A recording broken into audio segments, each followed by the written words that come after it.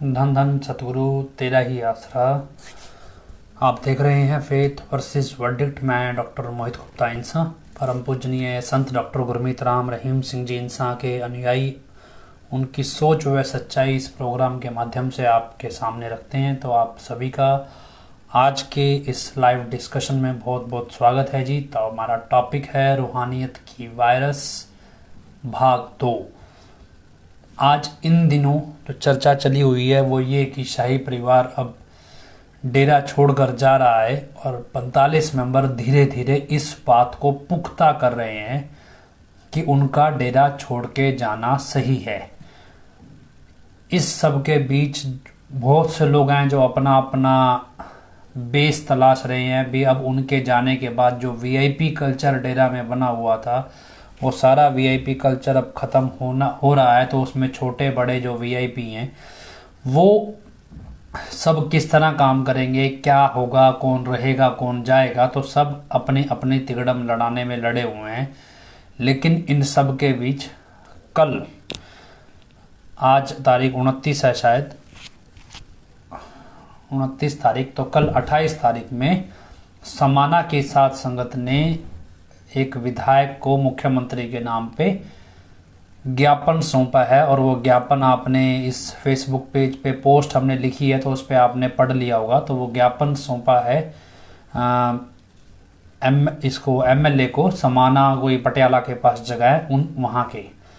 उस ज्ञापन के बाद बहुत सारे कॉल हमारे पास आए हैं। वो कॉल ये कि और भी साथ संगत ऐसी है जो ज्ञापन सौंपना चाहती है। तो उसके लिए अभी हम तैयारी कर रहे हैं, क्योंकि हमारे को नहीं आइडिया था कि सभी साथ संगत देना चाहेगी। तो लेकिन बहुत सारे 10-12 ब्लॉक से तो मेरे पास ही कॉल आया है कि हम ज्ञापन देना चाहते हैं। तो उसको लेके हम पंजाब में ज़्यादातर, क्योंकि ये चीज़ें हैं और पंजाब में केस ज़्यादा जुड़े हैं, और पंजाब में क्या है कि शायद साथ संगत को उम्मीद है एक जो उनके मुख्यमंत्री हैं उनसे कि वो काम करेंगे। बाकी तो समय बताएगा। तो खैर जो भी ये हैं, तो बहन वीरपाल कौर इंसा से आप संपर्क कीजिए। पंजाब में जो भी मेमोरेंडम देना चाहते हैं बहन वीरपाल कौर से आप संपर्क कर सकते हैं, और मोहाली में सैम जी से आप संपर्क कर सकते हैं। लेकिन कल का दिन बस हम और इंतज़ार करेंगे। परसों से आप संपर्क कर सकते हैं, कल भी शाम तक दोपहर बाद आप संपर्क कर सकते हैं।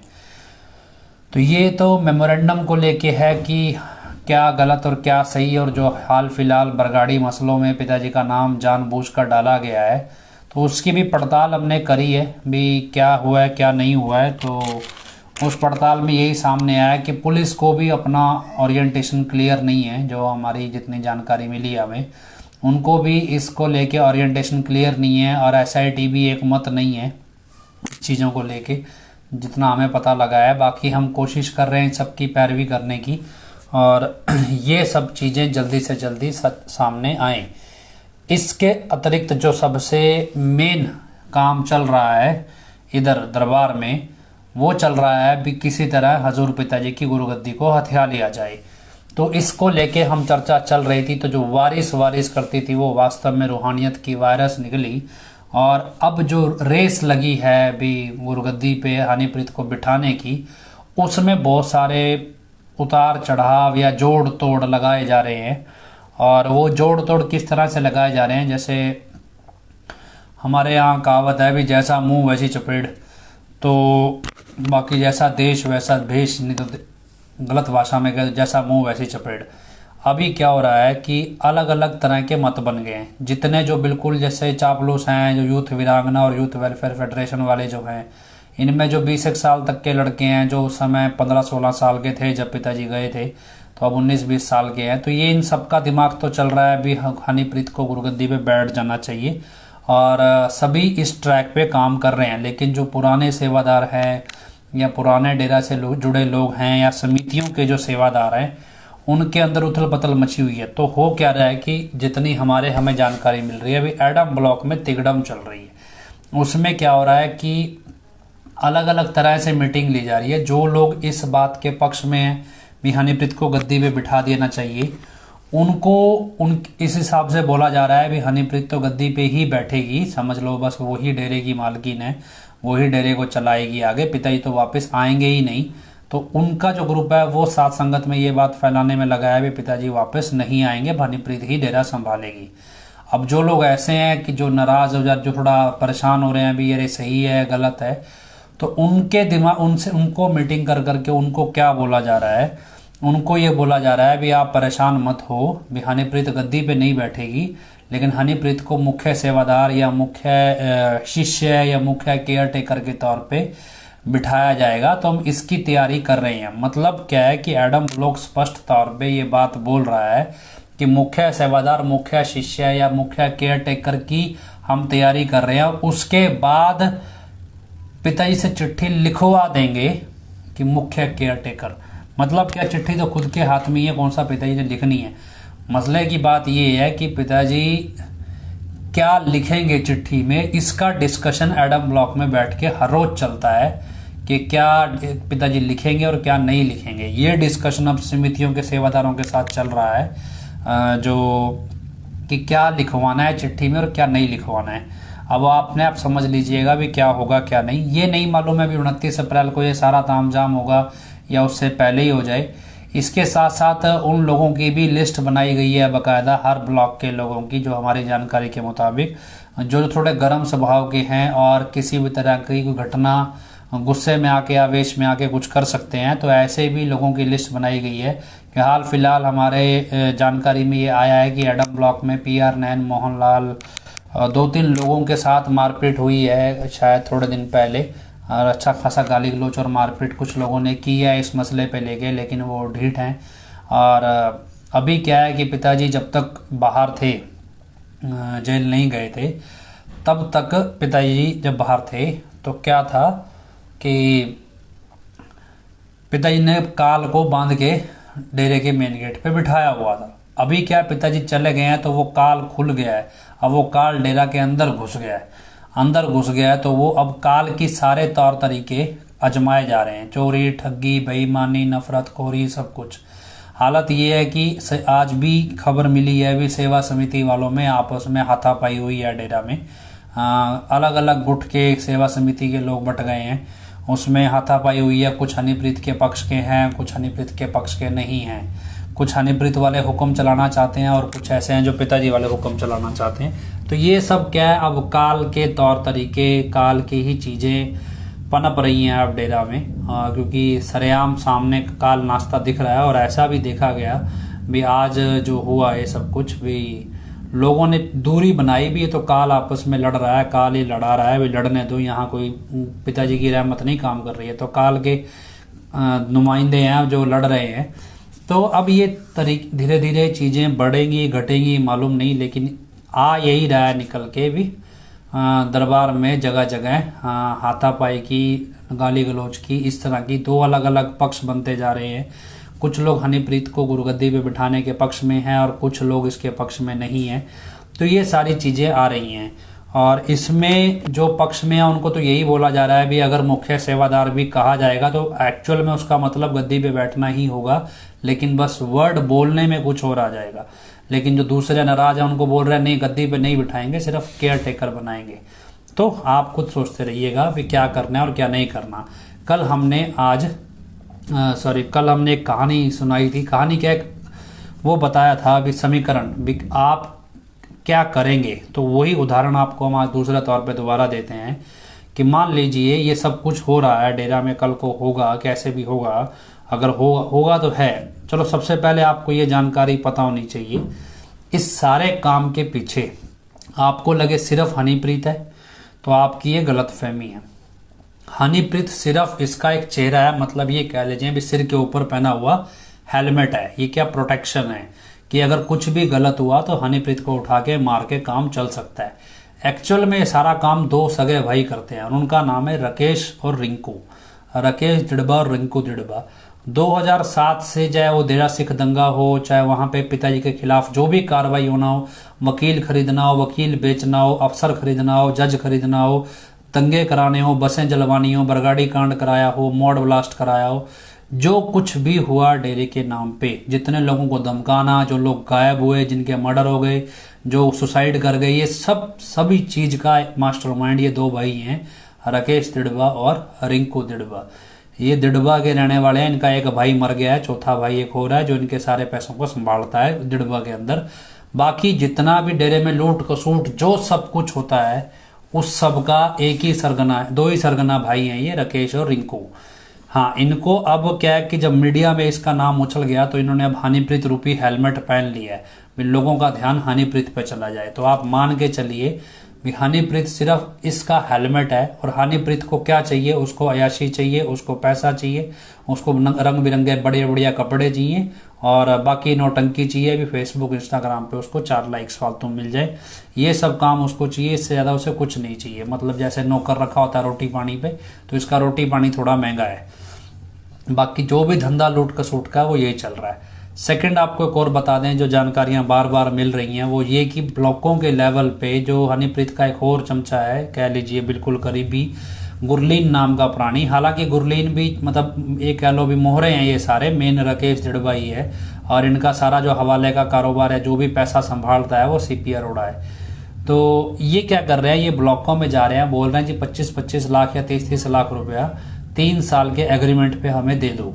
अब आगे से जब बंदा कारण पूछता है भी क्यों चाहिए, तो वो बोलते हैं भी कारण सिर्फ उसी को बताया जाएगा जो देगा।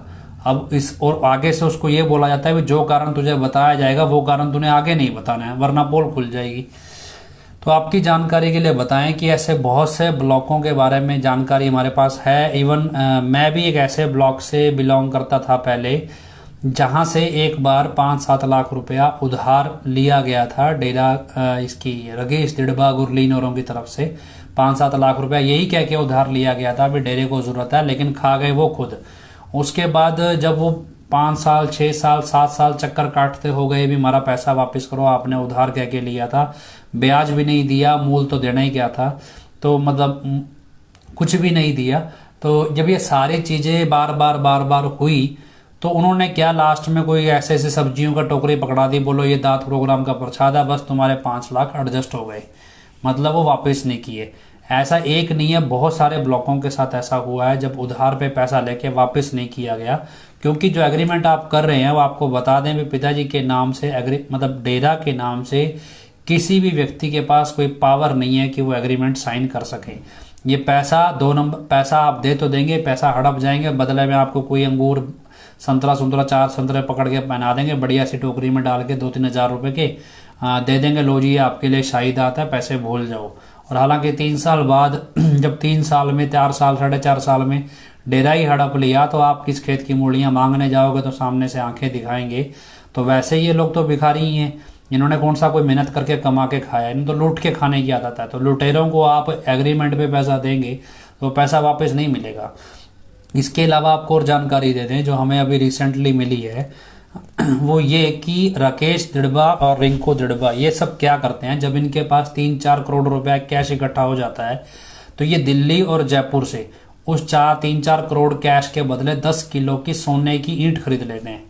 ये हमें साथ संगत के लोगों ने ही बताया, जो जिनको ये जानकारी थी उन्होंने हमें बताया भी कौन कौन सी दुकान से इन्होंने ये सब कुछ खरीदा है। ये सारी जानकारी दी भी 3 से 4 करोड़ रुपया जब कैश इनके पास इकट्ठा हो जाता है तो गुरलीन या राकेश दिड़बा इसे लीड करता है। ये उस कैश को लेके जाते हैं जयपुर में या ज़्यादातर दिल्ली में चांदनी चौक या कनाट प्लेस के आसपास, पता नहीं है ऐसा, पर वो एड्रेस पूरा उन्होंने दिया है भी कौन कौन सी दुकानों से ये खरीदते हैं। कैश देके 10 किलो की सोने की ईंट खरीद लेते हैं और फिर वो ईंट अपनी संभाल के कहाँ छुपा देते हैं मालूम नहीं है। तो इस तरह का काम ये चलता है इनका। अब आप अंदाजा लगाएं कि आपका पैसा जो लिया जाएगा उस पैसे से ऐसे ऐसी ईंटें आ जाएंगी, फिर आप ढूंढते रह जाओगे तो भी कोई मिलेगा ही नहीं आपको, क्योंकि रिकॉर्ड के ऊपर कोई प्रबंधक है ही नहीं, तो आपसे एग्रीमेंट करेगा कैसे। एग्रीमेंट करने की पावर सिर्फ विपासना के पास है, विपासना एग्रीमेंट करने की पोजीशन में है नहीं, वो यहाँ पे अवेलेबल नहीं है। शाही परिवार का डेरे की प्रॉपर्टी पे किसी तरह का अधिकार कानूनी तौर पे नहीं है, तो वो भी ऐसा कुछ नहीं कर सकते। और इसके अलावा जो बाकी हनीप्रीत हो रहा है, इन्होंने तो पैसा लूटने का तो काम ही यही है। तो ये चीज़ें आपको पता होनी चाहिए। इसके अलावा अब आप सोचिए, अगर आपके सामने सिचुएशन आएगी आएगी आज नहीं तो कल आएगी, और ये सिचुएशन इस तरह से आएगी भी आपके सामने मुख्य शिष्य, मुख्य सेवादार, हालांकि इसकी नींव रंजीत मर्डर केस के बयानों में रखनी शुरू कर दी गई थी। जो पिताजी के नाम से 8 पेज का फर्जी बयान कोर्ट के रिकॉर्ड पे दिया है, जिसका फर्जीवाड़ा पता चलने पे जज को ये लगा भी मुझे धमकी दे दी, तो वो फर्जीवाड़ा पकड़ा गया जज का, तो उसने चिल्लाना शुरू किया भी मुझे धमकी दे रहे हैं। तो कुछ इसी तरह का चीजें जब पकड़ी गई तो उसका बेस रखना शुरू कर दिया था। और अब क्या है कि इस तरीके से परोसा जा रहा है भी पिताजी ने ऐसे कहा, पिताजी ने ऐसे कहा, ऐसे अपनी मर्जी से वचन तरीके से एडजस्ट करने हैं। तो सोचिए आपके सामने वो सिचुएशन है और क्या करेंगे आप जब आपके सामने का ये मुख्य सेवादार या मुख्य, बाकायदा आपके हाथ खड़े करवाए जाएंगे, आप हाथ खड़े करेंगे या नहीं करेंगे आपके ऊपर है। लेकिन सोचिए अगर जिस क्षण आपने हाथ खड़ा किया उसी क्षण आप हजूर पिताजी के दुश्मन बन के खड़े हो गए। ये आप माने या ना माने, रूहानियत में इन चीज़ों के बहुत मायने हैं। जब आपको पता है भी साक्षात काल के रूप में ये आतंकवादी माफिया द्वारा फिट की गई हनीप्रीत, जिसने न जाने कितने डेरा प्रेमियों सत्संगियों के घर बर्बाद कर दिए, वो जब इस तरह की सिचुएशन में खड़ी होगी और आप उसके पक्ष में हाथ खड़ा करेंगे तो वो एक क्षण आपका सब कुछ बर्बाद कर देगा जो आपने जीवन में नेकी कमाई होगी या फिर भक्ति कमाई होगी। तो वो सिचुएशन रूहानियत की दृष्टि से हो रहा है। बाकी तभी हम आपको कह रहे हैं वायरस नहीं है, ये वायरस है। वायरस क्या और वायरस में इतना ही फर्क है कि जो वायरस है वो एक बार जब घुसेगा तो सब कुछ खा जाएगा, फिर आप उसे निकाल नहीं पाएंगे। फिर आप जब जीरो हो जाएंगे तब आप देखिएगा। तब जो गुण पिताजी की वजह से डेरा से आप लेते थे वही अब वहाँ पे अवगुण पड़ेंगे। लड़ाई झगड़ा, नफरत, दंगा फसाद, धर्मों से नफरत, लोगों को आपस में लड़ाना, पैसा लूटना, ये सब धंधे आपको फिर सीखने को मिलेंगे हनीप्रीत से और उसके बाकी जो मेन मास्टरमाइंड है राकेश और रिंकू से। तो ये चीज़ें हैं। और बाकी अब पंजाब की साध संगत ने इस तरह से तय किया है, राकेश और रिंकू के बारे में सारी जानकारी, हमने भी इस चीज़ पे सहमति जताई है। राकेश और रिंकू के बारे में सारी जानकारी पंजाब के मुख्यमंत्री को, पंजाब पुलिस को, पंजाब सरकार को उपलब्ध कराई जाएगी। और ये भी बताया जाएगा भी किस तरह से हरियाणा की सरकारें, सिरसा का प्रशासन और किस तरह से ये सारे गैर कानूनी कामों को सपोर्ट कर रहा है, ताकि एटलीस्ट ये भरोसे में ना रहें भी हरियाणा की सरकार पंजाब पुलिस को सही जानकारी देगी। तो हालांकि उसको काटने के लिए अब राकेश जड़वा की तरफ से कुछ लोग हमें धमकियां देने लगे हैं और कुछ पर्चे दर्ज कराने लगे हैं। तो उससे चलो कोई फ़र्क नहीं पड़ता, पर्चे दर्ज कराते रहे वो तो चलने दो, तो कोई फ़र्क नहीं पड़ता। लेकिन चीज़ें हैं तो फिर अब हम कौन सा उस कैटेगरी में है जो जुल्म सह लेंगे, तो हम बराबर पर्चा दर्ज कराएंगे। अब अगर ऐसा कोई पर्चा बाद में चलता है तो फिर हम बराबर कराएंगे। और उसके बाद अगर ऐसा होता है भी कल को डेरे का कोई डिपार्टमेंट को ताला लग जाता है तो उसके लिए राकेश जड़वा, हनीप्रीत स्वयं जिम्मेवार है, हमें उसे कोई लेना देना नहीं है। क्योंकि जहां काल का व्यापार चल रहा हो उसे बंद कर देना ही अच्छा है। तो उसमें अगर डेरे का कोई यूनिट कल को बंद होता है किसी तरह के गैर कानूनी कामों की वजह से या हमारी रिपोर्ट की वजह से, तो फिर उसके लिए वो खुद जिम्मेदार है, क्योंकि पर्चे वो दर्ज करा रहे हैं, हम नहीं करा रहे हैं। तो ये चीज़ आपको अब पता होनी चाहिए। और जब वो हनीप्रीत इस तरह की चीज़ें संभालेगी और उस समय जब आपसे पूछा जाएगा तो आप हाथ खड़े करेंगे या नहीं करेंगे आप सोचिए। लेकिन उसके बाद ये सोचिए कि आप डेरे आएंगे या नहीं आएंगे। अगर आएंगे तो डेरे में शीश झुकाएंगे या नहीं झुकाएंगे।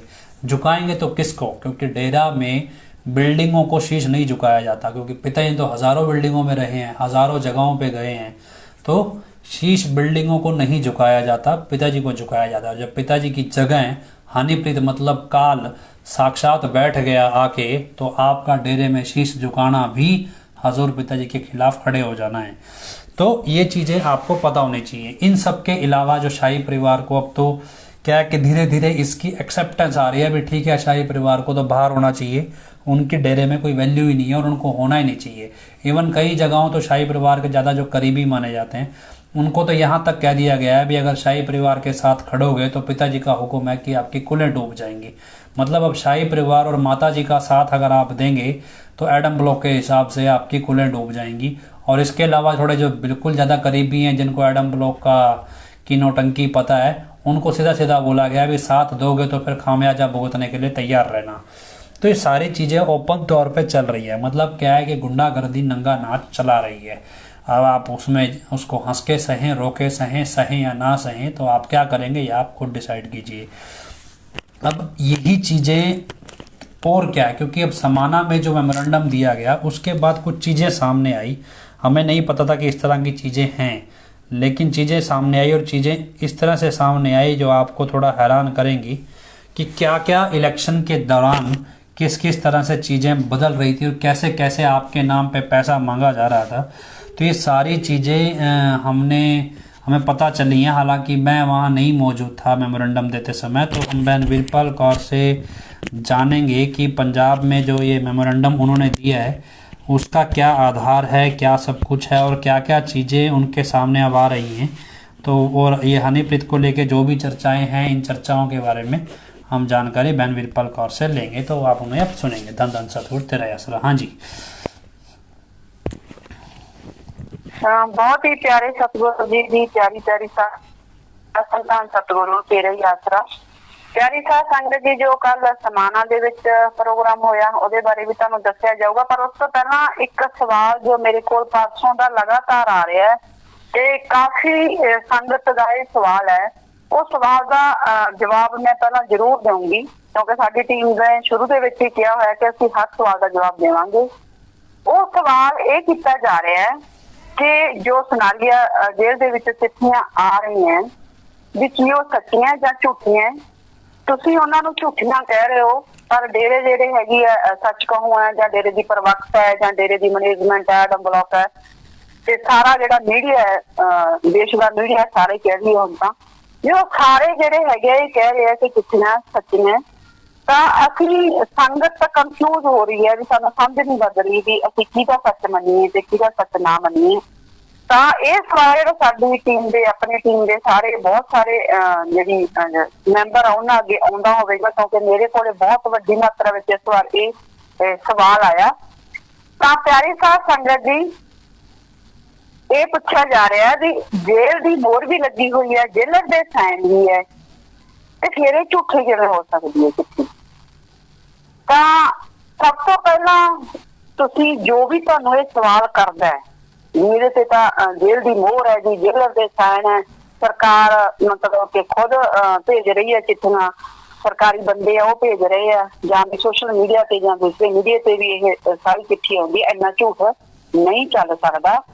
ਤਾਂ ਉਹਨਾਂ ਨੂੰ ਸਭ ਤੋਂ ਪਹਿਲਾਂ ਇਹ ਕਹੋ ਕਿ ਬਾਈ ਜੀ ਜਾਂ ਭੈਣ ਜੀ ਜੋ ਵੀ ਹੈ, ਇਹ ਦੱਸੋ ਕਿ ਕੀ ਜੋ ਪਿਤਾ ਜੀ ਤੇ ਦੋਸ਼ ਲੱਗੇ ਕੀ ਉਹ ਸੱਚੇ ਹੈ ਜਾਂ ਝੂਠੇ। ਤਾਂ ਜ਼ਰੂਰ ਤੁਹਾਨੂੰ ਅੱਗੋਂ ਕਹਿਣਗੇ ਵੀ ਉਹ ਝੂਠੇ ਦੋਸ਼ ਲੱਗੇ। ਤਾਂ ਫਿਰ ਉਸ ਤੋਂ ਬਾਅਦ ਉਹਨਾਂ ਨੂੰ ਸਮਝਾਓ ਵੀ ਜਿਵੇਂ ਹਜ਼ੂਰ ਮਹਾਰਾਜ ਜੀ ਜਦੋਂ ਬੈਠੇ ਸੀ, ਗੁਰੂ ਪਿਤਾ ਜਦੋਂ ਬਾਹਰ ਸੀ, ਤਾਂ ਕਿਵੇਂ ਅੰਦਰੋਂ ਹੀ ਡੇਰੇ ਦੇ ਅੰਦਰੋਂ ਹੀ ਗੁੰਮਨਾਮ ਚਿੱਠੀਆਂ ਲਿਖੀਆਂ ਗਈਆਂ, ਕਿਵੇਂ ਉਹਨਾਂ ਦੀ ਫਿਰ ਜਾਂਚ ਕੀਤੀ ਗਈ, ਕਿਵੇਂ ਸਾਰੀ ਕਾਰਵਾਈ ਚੱਲੀ, ਕਿਵੇਂ ਸੀਬੀਆਈ ਦੀਆਂ ਜਾਂਚਾਂ ਹੋਈਆਂ, 15 ਸਾਲ ਕੋਰਟ ਵਿੱਚ ਕੇਸ ਚੱਲਿਆ, ਝੂਠੇ ਗਵਾਹ ਪੇਸ਼ ਕੀਤੇ ਗਏ ਤੇ ਅਖੀਰ ਦੇ ਵਿੱਚ ਗੁਰੂ ਪਿਤਾ ਜੀ ਨੂੰ ਦੋਸ਼ੀ ਕਰਾਰ ਦੇ ਕੇ ਜੇਲ੍ਹ ਭੇਜ ਦਿੱਤਾ ਗਿਆ। ਸਭ ਤੋਂ ਔਖਾ ਕੰਮ, ਕੋਈ ਮੰਨੇ ਹੀ ਨਾ। ਬਾਹਰ ਦੀ ਦੁਨੀਆ ਇਹ ਗੱਲ ਮੰਨਦੀ ਨਹੀਂ।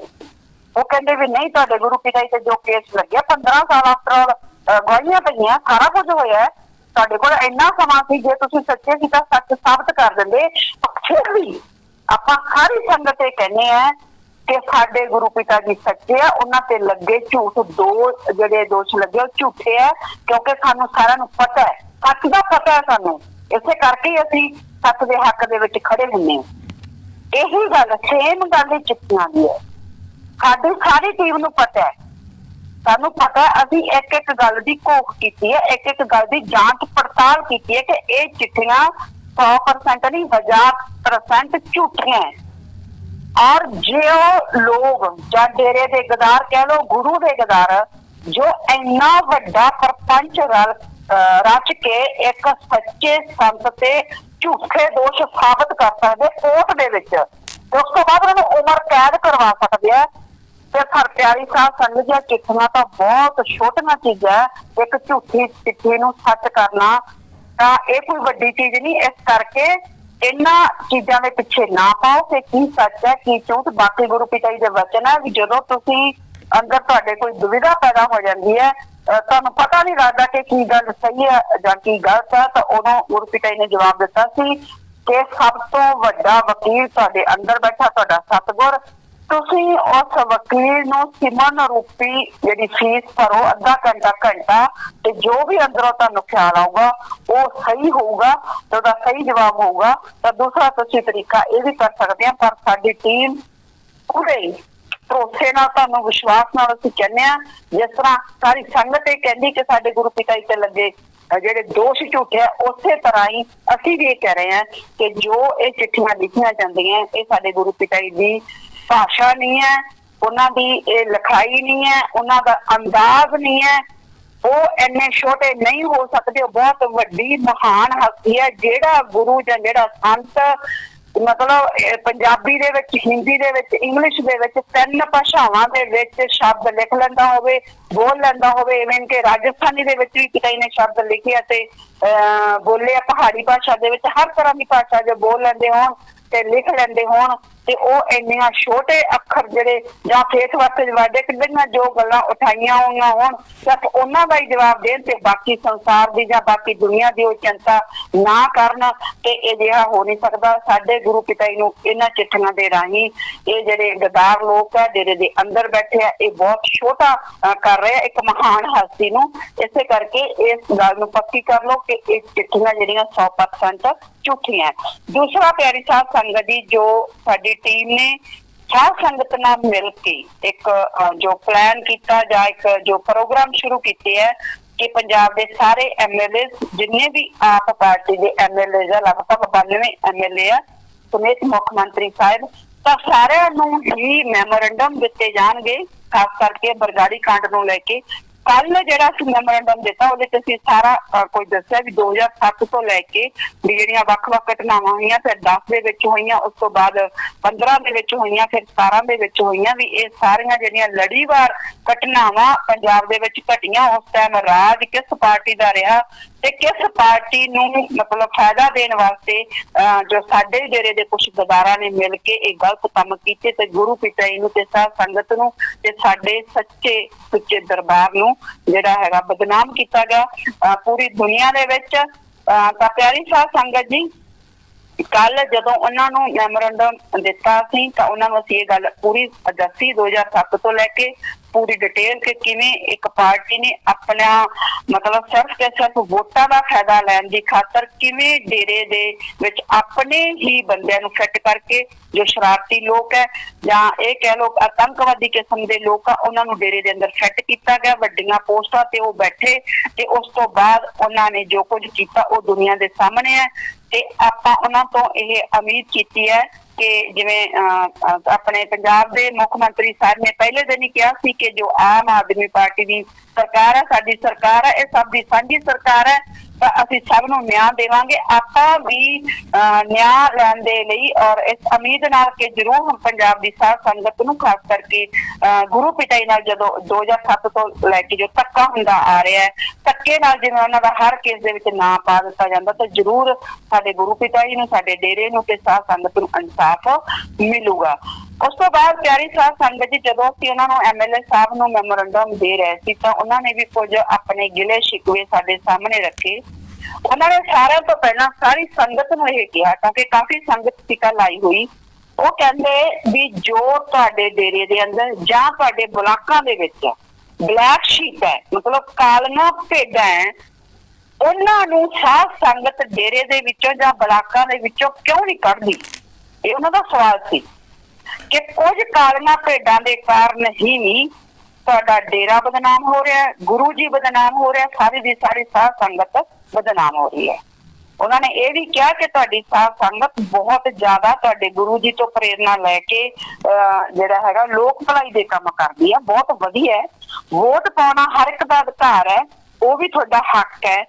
ਪਰ ਕਹਿੰਦੇ ਵੋਟਾਂ ਤੋਂ ਇੱਕ ਦਿਨ ਪਹਿਲਾਂ ਫੈਸਲੇ ਆ ਜਾਂਦੇ ਵੀ ਅੱਜ ਹੁਣ ਇਸ ਪਾਰਟੀ ਨੂੰ ਵੋਟ ਪਾਓ, ਇਸ ਪਾਰਟੀ ਨੂੰ ਵੋਟ ਪਾਓ, ਤਾਂ ਕਹਿੰਦੇ ਤੁਸੀਂ ਦੱਸੋ ਕਿ ਕੀ ਇਹ ਸਾਰੀਆਂ ਗੱਲਾਂ ਸਹੀ ਹੈ?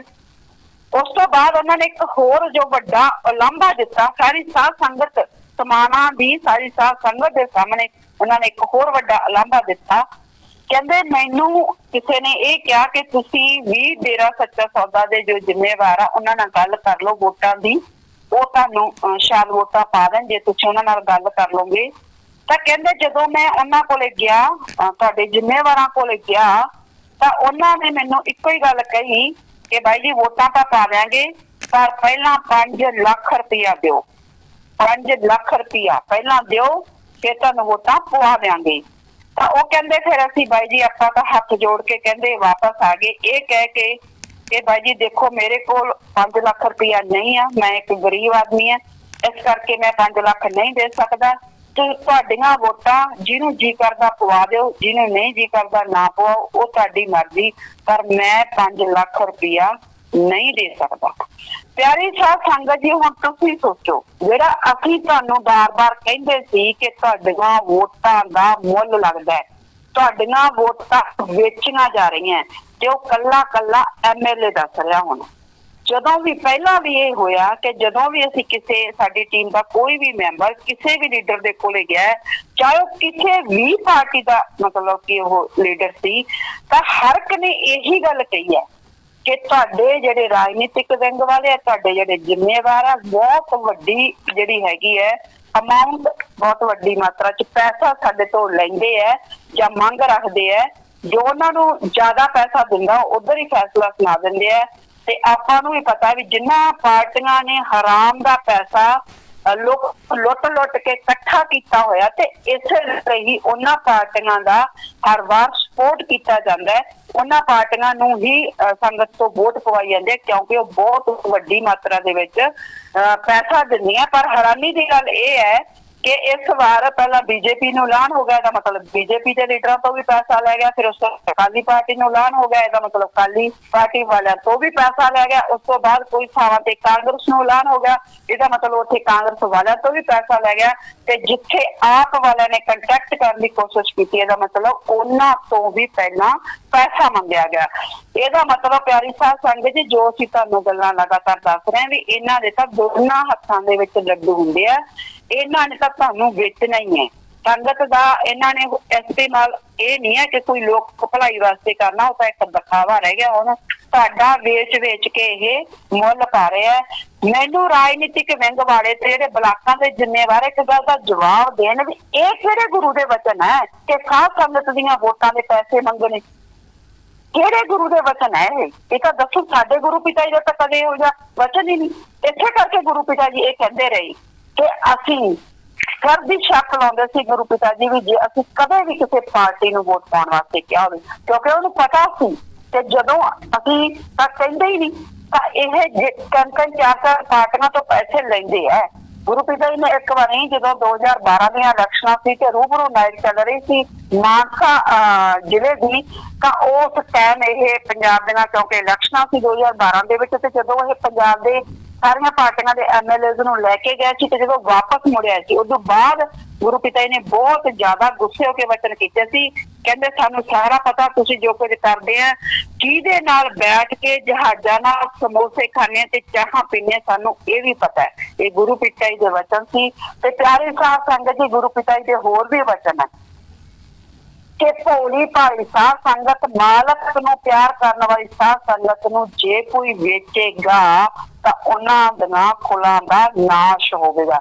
ਤੁਸੀਂ ਗੁਰੂ ਪਿਤਾ ਜੀ ਦੇ ਕੋਈ ਮਰਜ਼ੀ ਵਚਨ ਚੱਕ ਲਓ, ਹਮੇਸ਼ਾ ਇਹ ਵਚਨ ਹੋਣਗੇ ਕਿ ਜੋ ਕੋਈ ਵੇਚੇਗਾ, ਇਹਦਾ ਮਤਲਬ ਗੁਰੂ ਪਿਤਾ ਨੂੰ ਪਤਾ ਹੈ ਨਾ ਕਿ ਸੰਗਤ ਨੂੰ ਵੇਚਿਆ ਜਾ ਰਿਹਾ ਹੈ, ਤਾਂ ਵੇਚੇਗਾ। ਵੇਚਦਾ ਕੌਣ ਆ? ਸਿਰਫ ਤੇ ਸਿਰਫ ਜ਼ਿੰਮੇਵਾਰ ਵੇਚਦੇ ਆ। ਖਰੀਦੇਗਾ ਕਿ ਕਦੇ ਨਹੀਂ ਕਿਹਾ ਪਿਤਾ ਜੀ ਨੇ ਜੋ ਖਰੀਦੇਗਾ, ਕਿਉਂਕਿ ਖਰੀਦੂਗਾ ਤਾਂ ਨਾ ਜੇ ਕੋਈ ਵੇਚੂਗਾ ਤਾਂ। ਜੇ ਕੋਈ ਚੀਜ਼ ਵੇਚਣ ਵਾਸਤੇ ਤਿਆਰ ਹੋ ਤਾਂ ਹੀ ਕੋਈ ਖਰੀਦਦਾਰ ਉਹਦਾ ਆਊਗਾ। ਇਸੇ ਕਰਕੇ ਗੁਰੂ ਪਿਤਾ ਜੀ ਨੇ ਕਦੇ ਇਹ ਨਹੀਂ ਕਿਹਾ ਵੀ ਜੇ ਕੋਈ ਖਰੀਦੂਗਾ, ਉਹਨਾਂ ਨੇ ਕਿਹਾ ਜੇ ਕੋਈ ਵੇਚੂਗਾ ਤਾਂ ਉਹਦੀਆਂ ਕੁਲਾਂ ਦਾ ਨਾਸ਼ ਹੋਊਗਾ। ਤਾਂ ਜਿਹੜਾ ਇਹ ਪੈਸਾ ਇਹਨਾਂ ਜੋੜ ਰਿਹਾ ਸੰਗਤ ਨੂੰ ਵੇਚ ਕੇ ਵੀ ਆਪਣੀਆਂ ਕੁਲਾਂ ਵਾਸਤੇ, ਜਦੋਂ ਉਹ ਕੁਲਾਂ ਦਾ ਹੀ ਨਾਸ਼ ਹੋ ਗਿਆ ਤੇ ਫਿਰ ਇਹਨਾਂ ਨੇ ਕਿਹੜੀਆਂ ਕੁਲਾਂ ਖਾਣਗੀਆਂ?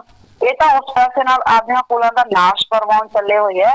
ਤੇ ਜਿਹੜੇ ਆਹ 7 ਮੈਂਬਰ ਹੈ, 15 ਮੈਂਬਰ ਹੈ, ਤੇ ਆਹ 25 ਮੈਂਬਰ ਹੈ ਤੇ ਭੰਗੀ ਦਾਸ ਹੈ, ਇਹ ਥੋੜਾ ਜਿਹਾ ਹੁਣ ਸੰਭਲ ਜੋ, ਬਹੁਤ ਹੋ ਗਿਆ। ਤੁਹਾਡੀਆਂ ਕਰਤੂਤਾਂ ਇੱਕ ਪੰਜਾਬ ਦੇ ਐਮਐਲਏ ਨੂੰ ਪਤਾ ਹੈ। ਇਹਦਾ ਮਤਲਬ ਸਾਰੀਆਂ ਸਰਕਾਰਾਂ ਨੂੰ ਤੁਹਾਡੀਆਂ ਕਰਤੂਤਾਂ ਪਤਾ ਹੈ। ਆਉਣ ਵਾਲੇ ਟਾਈਮ ਦੇ ਵਿੱਚ ਹੁਸ਼ਿਆਰ ਹੋ ਜਾਓ। ਅਗਰ ਤੁਹਾਡੇ ਤੇ ਵੀ ਸਕੰਜੇ ਕੱਸੇ ਗਏ ਨਾ ਤਾਂ ਤੁਹਾਨੂੰ ਕਿਸੇ ਨੇ ਭਾਈਦਿਆਂ ਨੂੰ ਤੁਹਾਨੂੰ ਬਾਹਰ ਨਹੀਂ ਮਿਲਣਾ। ਜਿਵੇਂ ਪੰਜਾਬੀ ਚ ਕਹਾਵਤ ਹੈ, ਤੁਹਾਡੇ ਹੱਕ ਦੇ ਵਿੱਚ ਕਿਸੇ ਨੇ ਖੜੇ ਨਹੀਂ ਹੋਣਾ। ਨਾ ਸਾਧ ਸੰਗਤ ਨੇ ਤੁਹਾਡੇ ਹੱਕ ਦੇ ਵਿੱਚ ਖੜੇ ਹੋਣਾ ਤੇ ਨਾ ਡੇਰੇ ਦੇ 45 ਮੈਂਬਰਾਂ ਨੇ, ਨਾ ਤੁਹਾਡੇ ਉੱਪਰ ਬੈਠੇ ਆ ਹਨੀਪ੍ਰੀਤ ਜਾਂ ਰਕੇਸ਼ ਦੜਵਾ ਜਾਂ ਰਿੰਕੂ ਦੜਵਾ। ਇਹਨਾਂ ਨੇ ਕਿਸੇ ਨੇ ਤੁਹਾਡੇ ਨਾਲ ਖੜਾ ਨਹੀਂ ਹੋਣਾ, ਨਾ ਤੁਹਾਡੇ ਰਾਜਨੀਤਿਕ ਵਿੰਗ ਨੇ ਤੁਹਾਡੇ ਨਾਲ ਖੜਾ ਹੋਣਾ। ਇਸੇ ਕਰਕੇ ਬਹੁਤ ਤੁਸੀਂ ਸੰਗਤ ਨੂੰ ਗੁੰਮਰਾਹ ਕਰ ਲਿਆ, ਬਹੁਤ ਲੁੱਟ ਪਾਤੀ ਤੇ ਬਹੁਤ ਥਾਵਾਂ ਤੇ ਸਾਧ ਸੰਗਤ ਨੇ ਖੁਦ ਹੀ ਫੈਸਲੇ ਕਰ ਲਏ ਕਿ ਗੁਰੂ ਪਿਤਾ ਜੀ ਸਿਰਫ ਇੱਕ ਸਾਲ ਵਾਸਤੇ ਪ੍ਰਸ਼ਾਦ ਦਿੰਦੇ ਸੀ ਇਹਨਾਂ ਨੂੰ 15 ਮੈਂਬਰਾਂ ਨੂੰ, ਚਾਹੇ ਉਹ 25 ਹੈ, ਚਾਹੇ 45 ਹੈ, ਚਾਹੇ 25 ਹੈ, ਚਾਹੇ ਰਾਜਨੀਤਿਕ ਵਿੰਗ ਹੈ, ਸਭ ਨੂੰ ਰੀਨਿਊ ਕੀਤਾ ਜਾਂਦਾ ਸੀ 1 ਸਾਲ ਬਾਅਦ। ਤੇ ਗੁਰੂ ਪਿਤਾ ਜੀ ਨੂੰ ਗਿਆ ਨੂੰ 5 ਸਾਲ ਹੋ ਗਏ ਤਾਂ ਮਤਲਬ ਕਿਸੇ ਕੋਲੇ ਕੋਈ ਪ੍ਰਸ਼ਾਦ ਨਹੀਂ ਹੈ। ਜਦੋਂ ਇਹਨਾਂ ਕੋਲੇ ਕੋਈ ਪ੍ਰਸ਼ਾਦ ਨਹੀਂ ਹੈ ਤੇ ਸਾਧ ਸੰਗਤ ਵੀ ਬਹੁਤੇ ਥਾਵਾਂ ਤੇ ਆਪਣਾ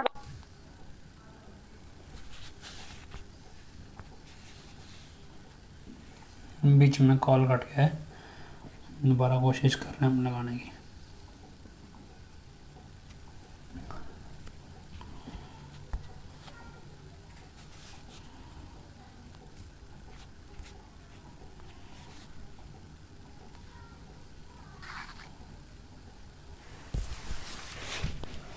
चलिए सर, थोड़ा नेटवर्क इशू है, कॉल कट गया है। जी जी, हाँ जी हाँ जी, फोन कट गया सी। हाँ जी। ਤਾਂ ਪਿਆਰੀ ਸਾਧ ਸੰਗਤ ਜੀ, ਤੁਸੀਂ ਜਰਾ ਹੁਣ ਸਾਵਧਾਨ ਹੋ ਜਾਓ। ਸਾਰੀ ਸਾਧ ਸੰਗਤ ਵੀ ਇਹਨਾਂ ਨੇ ਤਾਂ ਸਿਰਫ ਮਾਇਆ ਨੂੰ ਆਪਣਾ ਜਾਲ ਬਣਾ ਲਿਆ। ਗੁਰੂ ਇਹਨਾਂ ਨੂੰ ਭੁੱਲ ਗਿਆ। ਜਿਵੇਂ ਉਹ ਪਰਮ ਪਿਤਾ ਜੀ ਦਾ ਇੱਕ ਸ਼ਬਦ ਵੀ ਆਉਂਦਾ, ਭਜਨ ਵੀ ਆਉਂਦਾ ਵੀ दाता को तुम भूल गए, पकड़ ली दात है, भूल गए काल जो लगाई बैठा घात है, संतों की ना माने, संतों की ना माने, चोरों साथ मुलाकात है, भूल गए काल जो लगाई बैठा घात है। प्यारी साध संगत जी, ਇਹ ਤਾਂ ਹੁਣ ਸੰਤਾਂ ਦੀ ਤਾਂ ਕੋਈ ਨਹੀਂ, ਨਾ ਤਾਂ ਇਹ ਸੰਤਾਂ ਨੂੰ ਮੰਨਦੇ ਆ। ਚੋਰਾਂ ਦੇ ਨਾਲ ਇਹਨਾਂ ਦੀਆਂ ਮੁਲਾਕਾਤਾਂ, ਇਹ ਸਾਡੇ ਸ਼ਬਦਾਂ 'ਚ ਲਿਖਿਆ ਹੋਇਆ, ਭਜਨਾਂ ਦੇ ਵਿੱਚ ਲਿਖਿਆ ਹੋਇਆ। ਦਾਤਾ ਨੂੰ ਭੁੱਲ ਗਏ, ਸਤਿਗੁਰ ਨੂੰ ਭੁੱਲ ਗਏ ਤੇ ਤਾਂ ਬਸ ਹੁਣ ਮਾਇਆ ਦੇ ਪਿੱਛੇ ਉਲਝ ਗਏ। ਤੇ ਜਿਹੜਾ ਕਾਲ ਆ ਫਿਰ ਉਹ ਵੀ ਹੁਣ ਘਾਤ ਲਗਾ ਕੇ, ਆਪਾਂ ਨੂੰ ਪਤਾ ਨਾ ਜਦੋਂ ਕੋਈ ਚੀਜ਼ ਘਾਤ ਲਾ ਕੇ ਬੈਠਦੀ ਤੇ ਸ਼ਿਕਾਰ ਕਿਵੇਂ ਕਰਦੀ ਹੈ। ਤੇ ਕਾਲ ਆ ਜਿਹੜਾ ਇਹ ਘਾਤ ਲਾ ਕੇ ਬਹਿ ਗਿਆ ਤੇ ਹੁਣ ਇਹ ਸ਼ਿਕਾਰ ਇਹਨੇ ਕਰਨਾ ਹੀ ਕਰਨਾ। ਤੇ ਬਾਕੀ ਉਧਰ ਕੁਛ ਸਾਧ ਸੰਗਤ ਜਿਹੜੀ ਬਾਰ-ਬਾਰ ਫੋਨ ਕਰਕੇ ਜਾਂ ਮਤਲਬ ਮੈਸੇਜ ਕਰਕੇ ਇੱਕ ਗੱਲ ਹੋਰ ਕਹਿ ਰਹੀ ਹੈ ਵੀ ਭੈਣ ਜੀ ਤੁਸੀਂ ਕਹਿ ਰਹੇ ਵੀ ਹਨੀਪ੍ਰੀਤ ਗੱਦੀ ਤੇ ਬੈਠੂਗੀ, ਤਾਂ ਪਰ ਸਾਨੂੰ ਨਹੀਂ ਲੱਗਦਾ ਵੀ ਐਡਾ ਕੰਮ ਨਹੀਂ ਹੋ ਸਕਦਾ ਵੀ ਹਨੀਪ੍ਰੀਤ ਗੁਰਗੱਦੀ ਤੇ ਨਹੀਂ ਬਹਿ ਸਕਦੀ। ਤਾਂ ਪਿਆਰੀ ਸਾਧ ਸੰਗਤ ਜੀ, ਆਪਣੇ ਅੰਦਰੋਂ ਇਹ ਵਹਿਮ ਕੱਢ ਦਿਓ। 25 ਅਗਸਤ ਤੋਂ ਪਹਿਲਾਂ ਵੀ ਸਾਰੀ ਸਾਧ ਸੰਗਤ ਕਹਿੰਦੀ ਸੀ ਵੀ ਨਹੀਂ, ਇਹ ਨਹੀਂ ਹੋ ਜਾਊਗਾ, ਇਸ ਤਰ੍ਹਾਂ ਨਹੀਂ ਹੋ ਸਕਦਾ, ਪਿਤਾ ਜੀ ਕੋਈ ਕ੍ਰਿਸ਼ਮਾ ਕਰਨਗੇ, ਪਿਤਾ ਜੀ ਨਹੀਂ ਜਾ ਸਕਦੇ। ਤਾਂ ਪਿਤਾ ਜੀ ਨੇ ਕੋਈ ਕ੍ਰਿਸ਼ਮਾ ਨਹੀਂ ਕੀਤਾ। ਹੁਣ ਵੀ ਬਹੁਤੀ ਸੰਗਤ ਇਹ ਕਹਿ ਰਹੀ ਹੈ ਵੀ ਜਦੋਂ ਗੱਦੀ ਤੇ ਬੈਠੂਗੀ ਜਾਂ ਮਤਲਬ ਕਿ ਉਹ ਕੁਛ ਹੋਰ ਕਰੂਗੀ ਤਾਂ ਉਦੋਂ ਕੋਈ ਚਮਤਕਾਰ ਕਰਨਗੇ ਪਿਤਾ ਜੀ। ਇਹ ਦੂਜਾ ਵਹਿਮ ਵੀ ਕੱਢ ਦਿਓ ਤੁਸੀਂ, ਪਿਤਾ ਜੀ ਕਦੇ ਸਿੱਧਾ ਚਮਤਕਾਰ ਨਹੀਂ ਕਰਦੇ। ਹਾਂ, ਅਗਰ ਸੰਗਤ ਗੁਰੂ ਦੇ ਹੱਕ ਦੇ ਵਿੱਚ ਖੜੀ ਹੋਊਗੀ ਤਾਂ ਆਪਣੀ ਸੰਗਤ ਦੇ ਵਿੱਚ ਬੈਠ ਕੇ ਗੁਰੂ ਕੁਝ ਵੀ ਕਰ ਸਕਦਾ। ਪਰ ਜੇ ਤੁਸੀਂ ਐਂ ਕਹੋ ਵੀ ਸਿੱਧਾ ਚਮਤਕਾਰ, ਤਾਂ ਸਿੱਧਾ ਚਮਤਕਾਰ ਸੰਤਾਂ ਦੇ ਲਈ ਕਹਿਰ ਹੁੰਦਾ ਹੈ, ਨਾ ਸੰਤਾਂ ਨੇ ਅੱਜ ਤੱਕ ਕਿਤੇ ਕੀਤਾ। ਇਹ ਜਿਹੜੇ ਵਹਿਮ ਹੈ ਇਹ ਭੁਲੇਖੇ ਕੱਢ ਦਿਓ। 5 ਸਾਲਾਂ ਦੇ ਵਿੱਚ ਤੁਹਾਨੂੰ ਇਹ ਵਹਿਮ, ਇਹ ਭੁਲੇਖੇ ਸਾਰੇ ਨਿਕਲ ਜਾਣੇ ਚਾਹੀਦੇ ਸੀ। ਇਹ ਔਰਤ ਜਿਹਦਾ ਸੱਚ MSG1 ਫਿਲਮ ਦੇ ਵਿੱਚ ਪਿਤਾ ਨੇ ਆਪਾਂ ਨੂੰ ਕਲੀਅਰ ਕੱਟ ਦਿਖਾਇਆ। ਵਿਸ਼ਵਾਸ ਕਰਨਾ ਕਰੋ, ਨਹੀਂ ਕਰਨਾ ਨਾ ਕਰੋ। ਇਹ ਔਰਤ ਜਿੱਥੇ ਵੀ ਗਈ ਹੈ ਇਹਨੇ ਉੱਥੇ ਹੀ ਬਰਬਾਦੀ ਖੜੀ ਕਰਤੀ। ਪਹਿਲਾਂ ਜਦੋਂ ਇਹ ਆਪਦੇ ਸਹੁਰੇ ਪਰਿਵਾਰ 'ਚ ਗਈ ਤਾਂ ਸਹੁਰਾ ਪਰਿਵਾਰ ਇਹਨੇ ਬਰਬਾਦ ਕਰਕੇ ਰੱਖਤਾ। ਉਹ ਉਹਨਾਂ ਲੋਕਾਂ ਨੂੰ ਮੰਗਤਾ ਬਣਾ ਕੇ ਰੱਖਤਾ। ਔਰ ਉਸ ਤੋਂ ਬਾਅਦ ਇਹ ਡੇਰੇ ਦੇ ਅੰਦਰ ਆਈ। ਡੇਰੇ ਦੇ ਵਿੱਚ ਉਦੋਂ ਇਹਨੂੰ ਇਹ ਕਿਹਾ ਗਿਆ, ਜਗਜੀਤ ਨੇ ਪਰਚੀ ਤੇ ਇਹ ਪੜਿਆ ਕਿ ਸਾਧ ਸੰਗਤ ਚਾਹੁੰਦੀ ਹੈ ਇਹ ਡੇਰੇ ਦੇ ਤੇਰਾਵਾਸ ਦੇ ਵਿੱਚ ਰਹੂਗੀ ਤੇ ਪਿਤਾ ਜੀ ਦੀ ਕੇਅਰ ਟੇਕਰ ਬਣ ਕੇ ਰਹੂਗੀ। ਤੇ ਪਿਤਾ ਜੀ ਦੀ ਕਿਹੋ ਜਿਹੀ ਇਹ ਕੇਅਰ ਟੇਕਰ ਬਣੀ ਉਹ ਸਾਡੇ ਸਾਹਮਣੇ ਹੈ। ਕਿਹੋ ਜਿਹੀ ਕੇਅਰ ਇਹਨੇ ਪਿਤਾ ਜੀ ਦੀ ਕੀਤੀ ਕਿ ਅੱਜ ਗੁਰੂ ਪਿਤਾ ਜੀ ਸਨਾਰੀਆ ਜੇਲ੍ਹ 'ਚ ਬਿਠਾਤੇ ਤੇ ਇਹਦੇ ਜਿਹੜੇ ਕੰਮ ਹੈ, ਜੇ ਅਜੇ ਵੀ ਤੁਹਾਡੀਆਂ ਅੱਖਾਂ ਨਹੀਂ ਖੁੱਲਦੀਆਂ ਤਾਂ ਹੱਥ ਜੋੜ ਕੇ ਬੇਨਤੀ ਹੈ, ਅੱਖਾਂ ਤੇ ਲੱਗੇ ਜਿਹੜੇ ਕਾਲ ਦੇ ਖੋਪੇ ਆ ਉਹਨਾਂ ਨੂੰ ਉਤਾਰੋ। ਇਹ ਕਿਸੇ ਦੀ ਕੇਅਰ ਟੇਕਰ ਨਹੀਂ ਬਣ ਸਕਦੀ। ਇਹ ਸਿਰਫ ਤੇ ਸਿਰਫ ਖੁਦ ਇੰਨੀ ਕੁ ਸੈਲਫਿਸ਼ ਹੈ, ਇਹਨੂੰ ਖੁਦ ਆਪਣੀ ਮਸਤੀ ਚੜੀ ਹੋਈ ਹੈ। ਹੁਣ ਵੀ ਜਿਸ ਦਿਨ ਗੁਰੂ ਪਿਤਾ ਜੀ ਦੇ ਉੱਤੇ ਬਰਗਾੜੀ ਕਾਂਡ ਦਾ 2 ਕੇਸ ਪਾਏ ਗਏ, ਉਹਦਾ ਚਲਾਨ ਪੇਸ਼ ਕੀਤਾ ਗਿਆ, ਸਪਲੀਮੈਂਟਰੀ ਚਲਾਨ ਉਹ ਪੇਸ਼ ਹੋਇਆ ਜਿੱਦਾਂ, ਉਸ ਦਿਨ ਇਹ ਆਪਦੇ ਇੰਸਟਾਗ੍ਰਾਮ ਤੇ ਤਰਬੂਜ ਦੀ ਫੋਟੋ ਪਾ ਰਹੀ, ਤਰਬੂਜ ਦੀ ਫੋਟੋ ਪਾ ਰਹੀ ਹੈ, ਲੋਕਾਂ ਨੂੰ ਚੜਾ ਰਹੀ ਹੈ ਵੀ ਦੇਖੋ ਮੈਨੂੰ ਕੋਈ ਪਰਵਾਹ ਨਹੀਂ।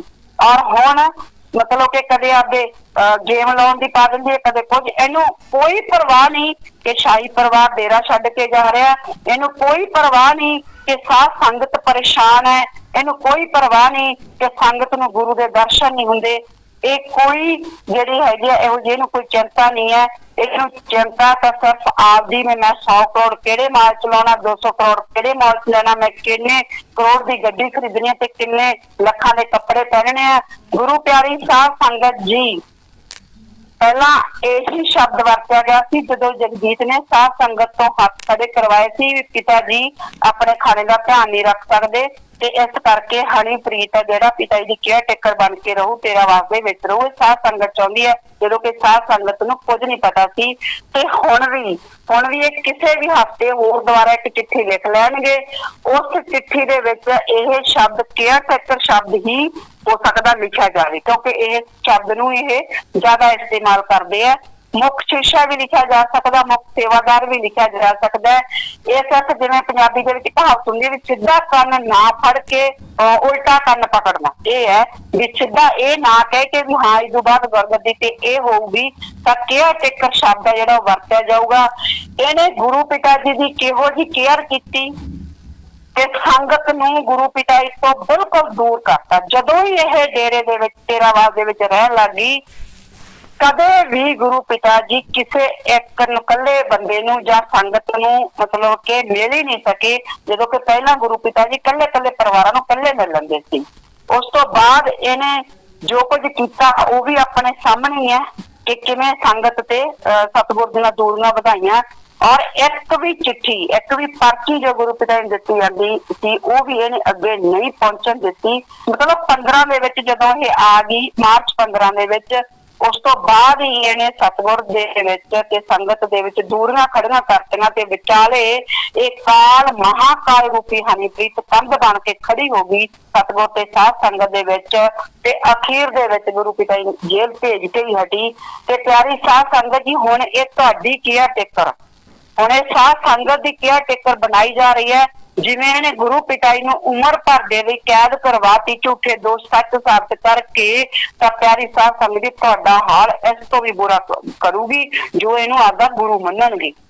ਪਤਾ ਨਹੀਂ ਉਹਨਾਂ ਦਾ ਹਾਲ ਕੀ ਹੋਊਗਾ ਨਰਕਾਂ ਦੇ ਵਿੱਚ, ਕਿਵੇਂ ਉਹ ਜਿਵੇਂ ਗੁਰੂ ਪਿਤਾ ਜੀ ਦੇ ਵਚਨ ਆ ਕਿ ਅੰਨਾ ਗੁਰੂ ਅੰਨਾ ਚੇਲਾ ਨਰਕੋਂ ਮੇ ਹੋਤਾ ਕਮਿਤ ਪਹਿਲਾ, ਕੁਛ ਸਤ ਬ੍ਰਹਮਚਾਰੀ, ਕੁਛ ਗੁਰ ਬ੍ਰਹਮਚਾਰੀ, ਤੇ ਬਾਕੀ ਸਾਰੀਆਂ ਜੂਥ ਵਰਾਂਗਨਾਵਾਂ ਤੇ 45 ਮੈਂਬਰ ਜਿਹੜੀਆਂ ਹੈਗੀਆਂ ਇਹਨਾਂ ਦੀਆਂ ਚਮਚੀਆਂ, ਉਹ ਸਾਰੀਆਂ ਜਿਹੜੀ ਖਾਸ ਕਰਕੇ IT ਵਿੰਗ ਸੋਸ਼ਲ ਮੀਡੀਆ ਤੇ ਲਾਇਆ ਹੋਇਆ ਪੂਰੀ ਤਰ੍ਹਾਂ ਜਿਹੜਾ ਇਹਨਾਂ ਦੀ ਪ੍ਰਵਕਤਾ ਨਵੀਂ ਬਣ ਗਈ ਹੈ ਜਿਹੜੀ, ਉਹ ਸਾਰਿਆਂ ਨੇ ਪੂਰਾ ਸੱਚ ਕਹੂੰ ਅਖਬਾਰ ਜਾਂ ਸੱਚ ਕਹੂੰ ਜੋ ਵੀ ਇਹਨਾਂ ਦੇ ਚੈਨਲ ਹੈ, ਡੇਰੇ ਦੇ ਚੈਨਲ, ਸਾਰਿਆਂ ਨੇ ਪੂਰਾ ਜ਼ੋਰ ਲਾਇਆ ਹੋਇਆ ਸੰਗਤ ਦੇ ਦਿਮਾਗ ਦੇ ਵਿੱਚ ਬਿਠਾਉਣ ਦੇ ਲਈ। ਲਗਾਤਾਰ ਸੰਗਤ ਚ ਪ੍ਰਚਾਰ ਕੀਤਾ ਜਾ ਰਿਹਾ ਹੈ ਕਿ ਹੁਣ ਕਿਉਂਕਿ ਗੁਰੂ ਪਿਤਾ ਜੀ ਦੇ ਉੱਤੇ ਕੇਸ ਬਹੁਤ ਜ਼ਿਆਦਾ ਪੈ ਗਿਆ, ਗੁਰੂ ਪਿਤਾ ਜੀ ਬਾਹਰ ਨਹੀਂ ਆ ਸਕਦੇ, ਇਸ ਕਰਕੇ ਜਿਹੜਾ ਹੈਗਾ ਡੇਰੇ ਦਾ ਕੋਈ ਨਾ ਕੋਈ ਜ਼ਿੰਮੇਵਾਰ ਹੋਣਾ ਚਾਹੀਦਾ, ਡੇਰੇ ਦਾ ਮੁਖੀ ਹੋਣਾ ਚਾਹੀਦਾ। ਇਹ ਵੀ ਬੋਲਿਆ ਜਾ ਰਿਹਾ ਹੈ ਵੀ ਡੇਰੇ ਦਾ ਮੁਖੀ ਹੋਣਾ ਚਾਹੀਦਾ, ਕਿਉਂਕਿ ਬਗੈਰ ਮੁਖੀ ਤੋਂ ਕੋਈ ਵੀ ਸੰਸਥਾ ਤਰੱਕੀ ਨਹੀਂ ਕਰ ਸਕਦੀ।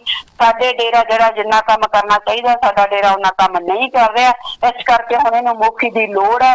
ਇਹੋ ਜਿਹੀਆਂ ਗੱਲਾਂ ਜਿਹੜੀਆਂ ਸੰਗਤ ਦੇ ਦਿਮਾਗ ਦੇ ਵਿੱਚ ਬਿਠਾਈਆਂ ਜਾ ਰਹੀਆਂ, ਪਰ ਪਿਆਰੀ ਸਾਧ ਸੰਗਤ ਜੀ ਭੁੱਲ ਕੇ ਵੀ ਗੁਰੂ ਪਿਤਾ ਜੀ ਦੇ ਵਚਨ ਯਾਦ ਕਰ ਲਓ। ਗੁਰੂ ਪਿਤਾ ਜੀ ਦੇ ਕਲੀਅਰ ਕੱਟ ਵਚਨ ਹੈ, ਅਗਰ ਗੁਰੂ ਨੂੰ ਮੰਨੋਗੇ, ਗੁਰੂ ਨੂੰ ਗੁਰੂ ਮੰਨੋਗੇ ਤਾਂ ਹੀ ਖੁਸ਼ੀਆਂ। ਅਗਰ ਭੁੱਲ ਕੇ ਵੀ ਕਿਸੇ ਇਨਸਾਨ ਨੂੰ ਗੁਰੂ ਮੰਨ ਲਿਆ ਜਾਂ ਗੁਰੂ ਬਣਾ ਲਿਆ ਤਾਂ ਫਿਰ ਇਨਸਾਨ ਵੀ ਨਹੀਂ ਰਹਿ ਜਾਓਗੇ। ਇਹੋ ਜਿਹੇ ਵਚਨ ਜੇ ਗੁਰੂ ਪਿਤਾ ਜੀ ਕਰਕੇ ਗਏ ਆ ਤਾਂ ਇਹਨਾਂ ਵਚਨਾਂ ਦਾ ਕੋਈ ਮਤਲਬ ਹੈ। ਇਹ ਲੋਕ ਤਾਂ ਕਾਲ ਦਾ ਜਿਹੜਾ ਹੈਗਾ ਇੱਕ ਸਿਸਟਮ ਖੜਾ ਕਰਤਾ। ਕਾਲ ਨੇ ਆਪਦਾ ਰਾਮ ਨਾਮ ਰੋਕਤਾ, ਉਹਨੇ ਆਪਦਾ ਪ੍ਰਚਾਰ ਸ਼ੁਰੂ ਕਰਤਾ। ਕਿਉਂਕਿ ਜਦੋਂ ਹੀ ਮਤਲਬ ਕਿ 2007 ਦੇ ਵਿੱਚ ਜਿਹੜੀਆਂ ਘਟਨਾਵਾਂ ਹੋਈਆਂ ਜਾਂ ਸਪੈਸ਼ਲੀ 2010 ਦੇ ਵਿੱਚ, ਤਾਂ 2010 ਵਾਲੀਆਂ ਘਟਨਾਵਾਂ ਨੂੰ ਮੈਂ ਬਹੁਤ ਯੂਥ ਦੇ ਜਿਹੜੇ 45 ਮੈਂਬਰ ਬਾਈ ਸੀ, ਮੈਂ ਫੋਨ ਕਰ ਕਰਕੇ ਕਿਹਾ, ਮੈਂ ਕਿਹਾ ਬਾਈ ਜੀ ਜੋ ਇਹ ਫੈਸਲੇ ਲੈ ਰਹੇ ਆ ਬਹੁਤ ਗਲਤ ਹੈ। ਇਵਨ ਕਿ ਮੈਂ ਐਡਮ ਬਲਾਕ ਦੇ ਵਿੱਚ ਵੀ ਬੋਲੀ ਉਦੋਂ ਸਤਪਾਲ ਢਹਾਣੇ ਵਰਗਿਆਂ ਨੂੰ ਵੀ ਜੋ ਤੁਸੀਂ ਇਹ ਕਰਵਾ ਰਹੇ ਇਹ ਕਾਲ ਦਾ ਕੰਮ ਹੈ, ਦਿਆਲ ਦਾ ਕੰਮ ਨਹੀਂ ਹੈ। ਦਿਆਲ ਦਾ ਕੰਮ ਹੈ ਡਿੱਗੇ ਹੋਏ ਨੂੰ ਖੜਾ ਕਰਨਾ। ਗੁਰੂ ਪਿਤਾ ਜੀ ਬਾਹਰ ਸਾਧਾਂ ਤੇ ਜਾਂਦੇ ਸੀ, ਸਾਨੂੰ ਸਾਰੀ ਸਾਧ ਸੰਗਤ ਨੂੰ ਇਹ ਕਹਿੰਦੇ ਸੀ ਬੇਟਾ ਵੀ ਸਾਡਾ ਜਿਹੜਾ ਸਤਸੰਗੀਆਂ ਦਾ ਕੰਮ ਹੈ ਉਹ ਆ ਡਿੱਗੇ ਨੂੰ ਖੜਾ ਕਰਨਾ, ਕਿਸੇ ਪੌਦੇ ਤੇ ਵੀ ਪੈਰ ਨਹੀਂ ਰੱਖਣਾ, ਉਹਨੂੰ ਵੀ ਤੁਸੀਂ ਮਤਲਬ ਬਚਾਉਣਾ ਹੈ। ਤੇ ਸਾਡਾ ਕੰਮ ਤਾਂ ਪਿਆਰੀ ਸਾਧ ਸੰਗਤ ਜੀ, ਮੈਂ ਇਹਨਾਂ ਨੂੰ ਉਦੋਂ ਕਿਹਾ ਕਿ ਆਪਾਂ ਤਾਂ ਡਿੱਗਿਆਂ ਨੂੰ ਖੜਾ ਕਰਨਾ ਹੈ, ਪਰ ਇਹ ਨਹੀਂ ਹੈ ਕਿ ਖੜਾ ਨੂੰ ਡੇਗਣਾ। ਪਰ ਇਹਨਾਂ ਨੇ ਜਿੰਨੇ ਗਲਤ ਕੰਮ ਕੀਤੇ, ਜਿੰਨੇ ਵੀ ਗਲਤ ਕੰਮ ਕੀਤੇ, ਉਹ ਸਾਰੇ ਆਪ ਅੱਜ ਸਾਰੇ ਆਰਾਮ ਨਾਲ ਬਾਹਰ ਬੈਠੇ ਆ। ਸਾਰੇ ਦੇ ਸਾਰੇ ਕੇਸ ਗੁਰੂ ਪਿਤਾ ਜੀ ਤੇ ਪਾ ਦਿੱਤੇ ਗਏ ਆ। ਗੁਰੂ ਪਿਤਾ ਜੀ ਨੂੰ ਸਾਰੀ ਦੁਨੀਆ 'ਚ ਬਦਨਾਮ ਕਰ ਦਿੱਤਾ ਗਿਆ ਔਰ ਸਾਡੇ ਡੇਰੇ ਨੂੰ ਕਰ ਦਿੱਤਾ ਗਿਆ ਤੇ ਸਾਧ ਸੰਗਤ ਨੂੰ ਅੱਜ ਇਸ ਸਟੇਜ ਤੇ ਲਿਆ ਕੇ ਖੜਾ ਕਰ ਦਿੱਤਾ ਕਿ ਉਹਨਾਂ ਨੂੰ ਗੁੰਡਾ ਬਣਾ ਦਿੱਤਾ ਗਿਆ। ਤੇ ਹੁਣ ਆਪ ਆ ਜਿਹੜੇ ਉਹ ਜ਼ਿਆਦਾ ਗੁਰੂ ਨਾਲੋਂ ਜ਼ਿਆਦਾ ਸਿਆਣੇ ਬਣ ਰਹੇ ਆ। ਹੁਣ ਖੁਦ ਸਫਾਈ ਅਭਿਆਨ ਵੀ ਕਰਨਗੇ, ਬਲੱਡ ਜਿਹੜਾ ਖੂਨਦਾਨ ਉਹ ਵੀ ਵੱਧ ਕਰਾਉਣਗੇ। ਮਤਲਬ ਜਿੰਨਾ ਕੰਮ ਲੋਕ ਭਲਾਈ ਦੇ ਗੁਰੂ ਪਿਤਾ ਜੀ ਕਰਾਉਂਦੇ ਸੀ ਉਸ ਤੋਂ ਕਿਤੇ ਵੱਧ ਕੇ ਹੁਣ ਆਪਣੇ ਆਪ ਦੇ ਵਿੱਚ ਇਹ ਕੰਮ ਆ ਜਿਹੜੇ ਉਹ ਸ਼ੁਰੂ ਕਰਨਗੇ। ਤਾਂ ਪਿਆਰੀ ਸਾਧ ਸੰਗਤ ਜੀ, ਇਹਨਾਂ ਗੱਲਾਂ ਦਾ ਤੁਸੀਂ ਧਿਆਨ ਰੱਖਣਾ। ਤੁਸੀਂ ਜਦੋਂ ਵੀ ਇਹ ਤੁਹਾਨੂੰ ਜਿਹੜਾ ਇੰਨਾ ਪਹਿਲਾਂ ਜਿਹੜਾ ਤੁਸੀਂ ਇੱਕਦਮ ਦੇਖੋ ਵੀ ਕਿਵੇਂ ਸਾਰਾ ਕੰਮ ਹੋਇਆ, ਵੈਲ ਪਲਾਨ ਸਾਰਾ ਕੁਝ ਹੋਇਆ, ਕਿਵੇਂ ਸਾਧ ਸੰਗਤ ਦੇ ਵਿੱਚ ਜਾ ਕੇ ਨਾਮ ਚਰਚਾ ਅਚਾਨਕ ਰੱਖੀਆਂ ਗਈਆਂ, ਮੀਟਿੰਗਾਂ ਰੱਖੀਆਂ ਗਈਆਂ, ਘਰ ਘਰ ਜਾ ਕੇ ਸੰਗਤ ਨੂੰ ਇਹ ਕਿਹਾ ਗਿਆ ਵੀ ਤੁਸੀਂ ਜਿਹੜੇ ਡੇਰੇ ਦੇ ਜਿੰਨੇ ਵੀ ਹੈਗੇ ਆ ਪੇਜ ਆ ਉਹਨੂੰ ਫੋਲੋ ਕਰੋ। ਤੇ ਹਨੀਪ੍ਰੀਤ ਦੇ ਸਪੈਸ਼ਲ ਜਿਹੜੇ ਪੇਜ ਸੀ ਉਹ ਫੋਲੋ ਕਰਵਾਏ ਗਏ। ਗੁਰੂ ਪਿਤਾ ਜੀ ਆਪ ਦੀਆਂ ਬੇਟੀਆਂ ਉਹਨਾਂ ਦੇ ਫੋਲੋ ਕਿਉਂ ਨਹੀਂ ਕਰਵਾਏ ਗਏ? ਨਹੀਂ ਨਾ ਕਰਵਾਏ ਗਏ, ਇਸੇ ਤੇ ਕਰਵਾਏ ਗਏ। ਤਾਂ ਜਦੋਂ ਜੇ ਪਿਤਾ ਜੀ ਨੇ ਬੇਟੀ ਬਣਾ ਲਈ ਤਾਂ ਫਿਰ ਬੇਟੀ ਪਰਿਵਾਰ ਦੇ ਨਾਲ ਰਵੇ ਨਾ, ਵੱਡੇ ਮਾਤਾ ਜੀ ਨਾਲ ਰਵੇ, ਛੋਟੇ ਮਾਤਾ ਜੀ ਨਾਲ ਰਵੇ, ਬੇਟੀ ਬਣ ਕੇ ਰਵੇ ਨਾ। ਇਹ ਥੋੜੀ ਹੈ ਪਿਤਾ ਜੀ ਨੇ ਅਗਰ ਪਿਤਾ ਜੀ ਨੇ ਇਹਨੂੰ ਕਿਹਾ ਟੇਕਰ ਸਾਧ ਸੰਗਤ ਦੀ ਬਣਾਉਣਾ ਹੁੰਦਾ ਜਾਂ ਮੁੱਖ ਸੇਵਾਦਾਰ ਬਣਾਉਣਾ ਹੁੰਦਾ ਤਾਂ ਪਿਆਰੀ ਸਾਧ ਸੰਗਤ ਜੀ ਯਾਦ ਰੱਖੋ 17 ਅਗਸਤ ਦੀ ਮੀਟਿੰਗ ਜੋ ਹੋਈ ਸੀ, ਗੁਰੂ ਪਿਤਾ ਜੀ ਉਸ ਦਿਨ ਵਚਨ ਕਰ ਜਾਂਦੇ ਸਾਰੀ ਸਾਧ ਸੰਗਤ ਦੇ ਸਾਹਮਣੇ। ਗੁਰੂ ਪਿਤਾ ਜੀ ਇਹ ਕਹਿ ਜਾਂਦੇ ਉਸ ਦਿਨ ਕਿ ਪਿਆਰੀ ਸਾਧ ਸੰਗਤ ਜੀ ਅੱਜ ਤੋਂ ਬਾਅਦ ਤੁਹਾਡੀ ਕੇਅਰ ਟੇਕਰ ਹੋਊਗੀ, ਉਹ ਹਨੀਪ੍ਰੀਤ ਹੋਊਗੀ। ਗੁਰੂ ਪਿਤਾ ਜੀ ਨੇ ਕਿਸੇ ਨੂੰ ਵੀ ਜ਼ਿੰਮੇਵਾਰੀ ਨਹੀਂ ਸੌਂਪੀ ਕਿਉਂਕਿ ਗੁਰੂ ਪਿਤਾ ਜੀ ਨੂੰ ਪਤਾ ਸੀ ਕਿ ਵਿਸ਼ਵਾਸ ਕਰਨ ਦੇ ਕਾਬਿਲ ਕੋਈ ਨਹੀਂ ਹੈ। ਉਹ ਤਾਂ ਸਾਨੂੰ ਸਮਝਾ ਕੇ ਗਏ ਆ ਕਿ ਕਿਸੇ ਤੇ ਵਿਸ਼ਵਾਸ ਨਾ ਕਰੋ, ਸਾਡੇ ਦਾਏ ਬਾਏ ਸੱਜੇ ਖੱਬੇ ਕੋਈ ਖੜਾ ਕੋਈ ਬੈਠਾ, ਕਦੇ ਕਿਸੇ ਤੇ ਵਿਸ਼ਵਾਸ ਨਾ ਕਰੋ। ਅਸੀਂ ਸਿਰਫ ਤੇ ਸਿਰਫ ਆਪਣੀ ਗਰੰਟੀ ਲੈਣਾ, ਅਸੀਂ ਕਿਸੇ ਦੀ ਕੋਈ ਗਰੰਟੀ ਨਹੀਂ ਲੈਂਦੇ। ਚਾਹੇ ਪਰਿਵਾਰ ਹੋਵੇ, ਉਸ ਤੋਂ ਬਾਅਦ ਫੇਰ ਵਚਨ ਕੀਤੇ ਚਾਹੇ ਕੋਈ ਵੀ ਹੋਵੇ, ਕੋਈ ਵੀ ਦਾ ਮਤਲਬ ਉਹਦੇ ਚ ਹਨੀਪ੍ਰੀਤ ਵੀ ਆਉਂਦੀ ਆ। ਕਦੇ ਪਿਤਾ ਜੀ ਨੇ ਇਹ ਨਹੀਂ ਕਿਹਾ ਸੀਗਾ ਕਿ ਹਨੀਪ੍ਰੀਤ ਨੂੰ ਛੱਡ ਕੇ ਬਾਕੀ ਅਸੀਂ ਕਿਸੇ ਦੀ ਹੋਰ ਗਰੰਟੀ ਨਹੀਂ ਲੈਂਦੇ। ਸਾਰਿਆਂ ਦਾ ਪਿਤਾ ਜੀ ਨੇ ਕਿਹਾ। ਬਾਕੀ ਪਿਆਰੀ ਸਾਧ ਸੰਗਤ ਜੀ, ਸਾਰੀ ਦੁਨੀਆ ਇੱਕ ਪਾਸੇ ਮੇਰਾ ਸਤਿਗੁਰ ਪਿਆਰਾ, ਇੱਕ ਪਾਸੇ ਇਹ ਦਿਮਾਗ 'ਚ ਰੱਖਣਾ ਹਰ ਵੇਲੇ ਸਤਿਗੁਰ ਸਿਰਫ ਇਕੱਲਾ ਹੈ, ਸਤਿਗੁਰ ਹੀ ਹੈ।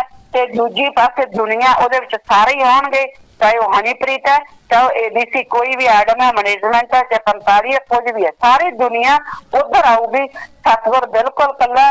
ਤੁਸੀਂ ਆਪਦੇ ਗੁਰੂ ਪਿਤਾ ਜੀ ਨਾਲ ਓੜ ਨਿਭਾਉਣੀ ਆ ਤਾਂ ਭੁੱਲ ਕੇ ਵੀ ਇਹ ਜਿਹੜੇ ਤੁਹਾਨੂੰ ਇਹਨੇ ਚੈਨਲ ਸਬਸਕ੍ਰਾਈਬ ਕਰਵਾਏ ਗਏ, ਫੋਲੋ ਕਰਵਾਏ ਗਏ, ਇਹ ਜਿਹੜੇ ਲਾਈਵ ਘਰੇ ਸੁਣਨਗੇ, ਪਹਿਲਾਂ ਉਹਨਾਂ ਨੂੰ ਕਿਹਾ ਜਾਊਗੀ ਮੈਕਸੀਮਮ ਸ਼ੇਅਰ ਕਰੋ। ਚਿੱਠੀ ਆਉਣੀ ਹੈ, ਫਿਰ ਚਿੱਠੀ ਪੜ੍ਹ ਕੇ ਬਲਾਕਾਂ ਦੇ ਵਿੱਚ ਜਿਵੇਂ ਇਸ ਵਾਰ ਪਹਿਲੀ ਵਾਰ ਹੋਇਆ ਕਿ ਜਦੋਂ ਅੱਗੇ ਤੁਸੀਂ ਯਾਦ ਕਰੋ ਪਿਆਰੀ ਸਾਧ ਸੰਗਤ ਜੀ, ਗੁਰੂ ਪਿਤਾ ਜੀ ਦੇ ਟਾਈਮ ਲਾਸਟ ਜੋ ਸਤਸੰਗ ਹੁੰਦਾ ਸੀ, ਆਖਰੀ ਸਤਸੰਗ ਹੁੰਦਾ ਸੀ, ਉਹ ਡੇਰੇ ਦੇ ਵਿੱਚ ਹੁੰਦਾ ਸੀ। ਤਾਂ ਉਸ ਟਾਈਮ ਬਲਾਕਾਂ ਦੀਆਂ ਨਾਮ ਚਰਚਾ ਕੈਂਸਲ ਹੁੰਦੀਆਂ ਸੀ। ਬਲਾਕ ਦੀ ਨਾਮ ਚਰਚਾ ਕਦੇ ਵੀ ਆਖਰੀ ਐਤਵਾਰ ਦੀ ਨਹੀਂ ਹੁੰਦੀ ਸੀ। ਪਰ ਇਸ ਵਾਰ ਕੀ ਕੀਤਾ ਇਹਨਾਂ ਨੇ, ਪਹਿਲਾਂ ਤਾਂ ਮਿੰਨੀ ਭੰਡਾਰਾ ਕਿਹਾ। ਗੁਰੂ ਪਿਤਾ ਜੀ ਨੇ ਕਦੇ ਇਹ ਨਹੀਂ ਕਿਹਾ ਸੀ ਕਿ 30 ਮਾਰਚ ਮਿੰਨੀ ਭੰਡਾਰਾ, ਉਹ ਇਕੱਠ ਨੂੰ ਦੇਖ ਕੇ ਕਹਿੰਦੇ ਹੁੰਦੇ ਸੀ ਕਿਉਂਕਿ ਬੱਚਿਆਂ ਦੇ ਪੇਪਰ ਹੋ ਜਾਂਦਾ ਸੀ, ਮਿੰਨੀ ਭੰਡਾਰੇ ਜਿੰਨਾ ਇਕੱਠ ਹੈ ਇਹ ਕਹਿੰਦੇ ਹੁੰਦੇ ਸੀ। ਪਰ ਇਹਨਾਂ ਨੇ ਮਿੰਨੀ ਭੰਡਾਰਾ ਕਿਹਾ ਗਿਆ। ਉੱਥੇ ਤਾਂ ਤੁਹਾਨੂੰ ਪਤਾ ਹੀ ਹੈ ਕਿਵੇਂ ਇਹਨਾਂ ਨੇ ਲੰਗਰ ਤੇ ਸਭ ਕੁਛ ਵਰਤਾਇਆ। ਉਸ ਤੋਂ ਬਾਅਦ ਸਾਰੇ ਭੰਡਾਰਿਆਂ ਤੇ ਜਾਂ ਜਿਹੜੇ ਸਾਰੇ ਇਹਨਾਂ ਨੇ ਨਾਮ ਚਰਚਾ ਰੱਖੀਆਂ ਸੀ ਬਲਾਕਾਂ ਦੇ ਵਿੱਚ, ਉੱਥੇ ਜਿਹੜੇ ਹੈਗੇ ਉਹ ਚਿੱਠੀ ਪਹਿਲੀ ਵਾਰੀ ਹੋਇਆ ਕਿ ਉਹਨਾਂ ਬਲਾਕਾਂ ਦੀਆਂ ਨਾਮ ਚਰਚਾ ਦੇ ਵਿੱਚ ਪੜ੍ਹ ਕੇ ਸੁਣਾਈ ਗਈ। पढ़ के सुनाइए। यही जो ट्रायल किया जा कह लो या एक समझ लो भी एक तरह का जिवें आपां पहलां कहने रिहर्सल होंदी है किसी चीज की, सारी रिहर्सल हो रही है कि ट्रायल हो रहा है। इस तो बाद जी चिट्ठी आऊगी ਉਹਦੇ ਵਿੱਚ सारा कुछ क्लीयर कट लिखा होगा, उवें ही वो सारे ब्लॉकों की नाम चर्चा रखी जाऊ। साध संगत तो हथ खड़े करवाए जाएंगे। केड़ा जो साध संगत के हथ आ केयर टेकर या मुख्य सेवादार के तौर पर करवाए जाएंगे। उस तो बाद ये जो खाली एफिडेविट ले गए है, खाली साइन करवा के साध संगत तो जो एफिडेविट ले गए और नाल आधार कार्ड दी कापियां लिया गई, संगत दी फोटो लिया गई, वो ला के उहदे ते लिख लिया जाऊगा कि साध संगत चाहुंदी है कि जिहड़ी हैगी आ हनीप्रीत गद्दी ते बैठे ते सरकार सारी जिहड़ी कागजी कार्रवाई उन्हां जिहड़ियां हैगी एफिडेविटां राहीं कर लैणगे। तुहाडे हत्थ 'च कुछ नहीं आउणा। हुण सिर्फ ते सिर्फ समय हुण जिहड़ा प्यारी साध संगत जी बहुत वड्डी परीक्षा का समा, शायद आखिरी परीक्षा होगी साध संगत दी। जिहड़ा हुण आपदे इस परीक्षा दे विचों छड़क गया जां इन्ना पिता ही कहंदे हुंदे सी तिलकणबाजी रूहानियत दे विच, जे हुण तिलक गए तुसीं किसी के पिछे लगते, किसी के बहकावे दे विच तुसीं हनीप्रीत वास्ते हथ खड़े कर ले, केयर टेकर के तौर पर भी जे हथ खड़े करवाए तो हथ खड़े कर ले, तो समझो तुसीं गुरु पिता तो उस टाइम है जिहड़े पासे हो गए।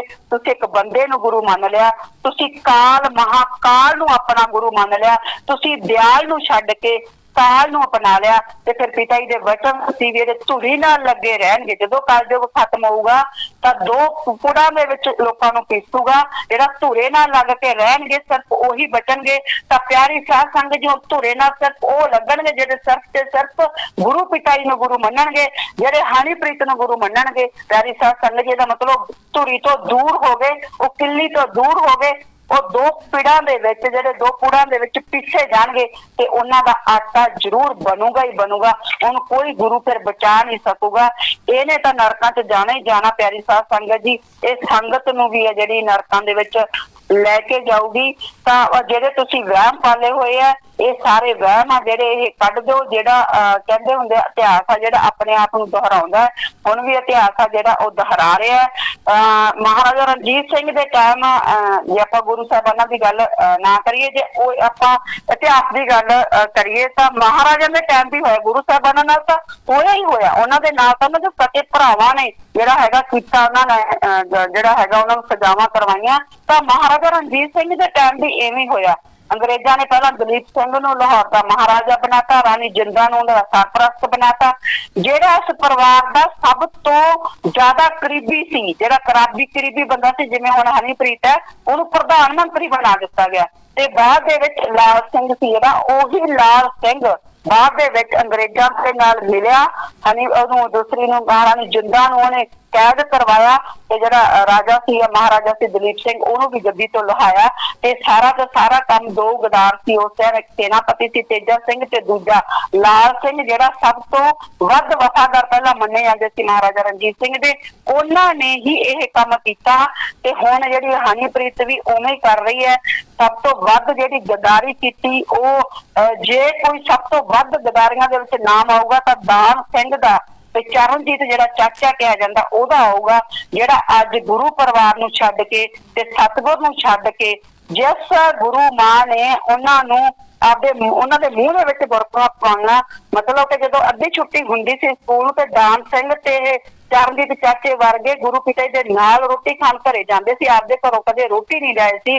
जिस घर दा इन्हां ने इन्ना अन्न खादा, नमक खादा, अज ओही ना तां गुरु माता दे बन रहे ना गुरु परिवार दे बन रहे ते गुरु दा तां उन्हां ने बनना ही कीता सी। गुरु नूं तां उन्हां ने 5 साल पहलां ही जिहड़ा गद्दारी कर गए। तां इह जिहड़े जार मार कर रहे आ लोग, हनीप्रीत की सोचदी है कि जे जिहड़े लोग आपदे गुरु नाल जार मार कर गए कि वह कल नूं हनीप्रीत नाल जार मार नहीं करनगे।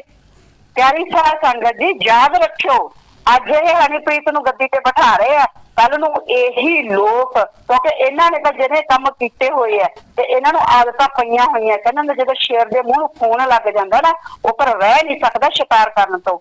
इन्हां दे मूंह नूं खून लगे होए आ, राकेश गढ़वे वर्गे जिहड़े हैगे, जिहड़े जगजीत वर्गे इन्हां दे मूंह नूं खून लगे होए आ, इन्हां ने ओही काम करने आ। ते हनीप्रीत इह भुल जे भी किसी नूं कुछ करन दी लोड़ नहीं है। प्यारी साध संगत जी देखी यही गदार फिर इसे नूं किवें खत्म करनगे, किवें इहनूं जेल भेजणगे ते की इहदे नाल हाल होऊगा। उस फिर मरदाने वाली गल हो जूगी भी देख मरदानिया रंग करतार दे, ਤੇ ਆਪੇ ਮਰ ਜਾਂਦੇ ਜਿਹੜੇ ਦੂਜਿਆਂ ਨੂੰ ਮਾਰਦੇ। ਪਿਆਰੀ ਸਾਧ ਸੰਗਤ ਜੀ, ਖਾਸ ਕਰਕੇ ਆਪਣੀ ਟੀਮ ਨੂੰ, ਦੇਸ਼ ਵਰਸ ਵਾਡੇ ਦੀ ਟੀਮ ਨੂੰ ਮੇਰੀ ਹੱਥ ਜੋੜ ਕੇ ਬੇਨਤੀ ਹੈ, ਤੁਸੀਂ ਕੋਈ ਵੀ ਭੜਕਾਊ ਪੋਸਟ ਨਹੀਂ ਪਾਉਣੀ, ਕੁਝ ਵੀ ਆਪਾਂ ਨੂੰ ਬੋਲਣ ਦੀ ਲੋੜ ਨਹੀਂ, ਸਾਰਾ ਕੁਝ ਆਪਾਂ ਧਿਆਨ ਨਾਲ ਵਾਚ ਕਰਾਂਗੇ। ਕੋਈ ਨਹੀਂ, ਜੋ ਵੀ ਕੁਝ ਕਰਨਾ ਹੋਇਆ ਆਪਾਂ ਕਾਨੂੰਨ ਦੇ ਦਾਇਰੇ 'ਚ ਰਹਿ ਕੇ ਕਰਾਂਗੇ, ਸੰਵਿਧਾਨ ਦੇ ਦਾਇਰੇ 'ਚ ਰਹਿ ਕੇ ਕਰਾਂਗੇ, ਕਾਨੂੰਨ ਦੇ ਦਾਇਰੇ 'ਚ ਰਹਿ ਕੇ, ਸੰਵਿਧਾਨ ਦੇ ਦਾਇਰੇ 'ਚ ਰਹਿ ਕੇ ਬਹੁਤ ਕੁਝ ਕੀਤਾ ਜਾ ਸਕਦਾ ਹੈ। ਤਾਂ ਬਹੁਤ ਕੁਝ ਆਪਾਂ ਕਰਾਂਗੇ ਵੀ, ਇਹ ਨਹੀਂ ਹੈ ਕਿ ਆਪਾਂ ਚੁੱਪ ਬੈਠਾਂਗੇ। ਤਾਂ ਨੇ ਜੋ ਕੰਮ ਕਰਨਾ ਉਹ ਆਪ ਕਰ ਬੱਚੇ ਆਪਦੇ ਹਿਸਾਬ ਨਾਲ ਚੱਲਣਗੇ। ਆਪਾਂ ਕਾਨੂੰਨ ਨੂੰ ਕਦੇ ਵੀ ਹੱਥ 'ਚ ਨਹੀਂ ਲੈਣਾ। ਇਹੋ ਜਿਹਾ ਕੋਈ ਕੰਮ ਨਹੀਂ ਕਰਨਾ ਜਿਹਦੇ ਨਾਲ ਇਹ ਲੱਗੇ ਵੀ ਆਪਣੇ ਸਿੱਧਾ ਉਂਗਲ ਜਿਹੜੀ ਗੁਰੂ ਪਿਤਾਈ ਦੇ ਉੱਪਰ ਉੱਠੇ। ਆਪਾਂ ਸੋਚਣੀ ਵੀ ਨਹੀਂ ਉਹ ਗੱਲ ਜੋ ਗੁਰੂ ਪਿਤਾਈ ਨੂੰ ਮਤਲਬ ਕਿ ਉਂਗਲ ਉੱਠੇ।